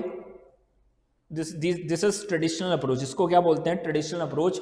जब कोई मॉडल नहीं था, स्टार्ट हुआ था, तो उन्होंने बताया कि हम ज्यादा वेट्स किसको देंगे, डिविडेंड को, और कम वेट्स किसको देंगे, रिटेंशंस को। तो this is your DPS plus 1/3 of its earnings, और उसकी मल्टीप्लाई किससे कर रहे हैं, मल्टीप्लायर से। तो this is your GND model, Graham and Dodd model, और द ट्रेडिशनल अप्रोच। ठीक है, तो यहां पर आपको दिखेगा we are giving 4 weights to the dividend and 1 weight to the retention. तो यही उनका कॉन्सेप्ट था कि हम ज्यादा से ज्यादा डिविडेंड देंगे और कम से कम क्या करेंगे, रिटेंशन। तो जब वहां पर पुराना ट्रेडिशनल अप्रोच था तो लोग क्या चाहते थे, ज्यादा से ज्यादा डिविडेंड और कम से कम रिटेंशन. तो that's why they are giving higher weights to the dividend and lower weights to the retain earnings. ठीक है, तो this is DPS plus 1/3 of his earnings multiply उसको सॉल्व करेंगे तो ये बन जाएगा. कोई फॉर्मूला याद करना नहीं है, जो माइंड में रखना है वो सिर्फ यही रखना है. ठीक है, लास्ट वन आपके पास था, this is your Lintner's model. तो लिंटस मॉडल क्या कह रहा है कि यहां पर कोई वैल्यूएशन नहीं हो रही, P0 कैलकुलेट नहीं हो रहा. यहां पर वो कह रहा है अगले साल कितना डिविडेंड देना चाहिए. तो वो कह रहा है वही कॉन्सेप्ट है कि अगर नेक्स्ट ईयर डिविडेंड या तो इंक्रीज होगा या कांस्टेंट रहेगा, बट वो डिक्रीज नहीं होगा. तो अगेन वही कॉन्सेप्ट है, पहले लोग ज्यादा डिविडेंड चाहते थे, कम रिटेंशन चाहते थे, तो उसी कॉन्सेप्ट को फॉलो करते हुए लिंटस भी ये कह रहा है कि नेक्स्ट ईयर डिविडेंड या तो इंक्रीजिंग ट्रेंड पे होगा या कांस्टेंट होगा, बट वो डिक्रीजिंग नहीं होगा. This is the assumption, dividend should not fall, it may constant और may increase but can't fall. तो यहां पर भी आपके पास वही है कि नेक्स्ट ईयर कितना डिविडेंड देना चाहिए. डिविडेंड टू बी पेड क्या होगा, जो लास्ट ईयर डिविडेंड है उसमें कुछ एडजस्टमेंट करेंगे. तो हम कितना डिविडेंड देना चाहते हैं, ईपीएस उसका कितना टारगेट आप देना चाहते हैं, माइनस डीजो. This is your excess dividend you want to pay to the investor into adjustment factor. Adjustment factor क्या है, कितने टाइम में वो एक्स्ट्रा डिविडेंड, कितने सालों में वो देना चाहते हैं. तो अगर अभी 10 रुपए दे रहे हैं एंड यू वांट टू पे 5 मोर, तो क्या अगले साल सारा 5 दे देंगे, नहीं. We have to pay according to the adjustment factor की कितने साल में उस 5 रुपए को पे करना है. तो दिस इज योर टारगेट पे आउट रेशियो.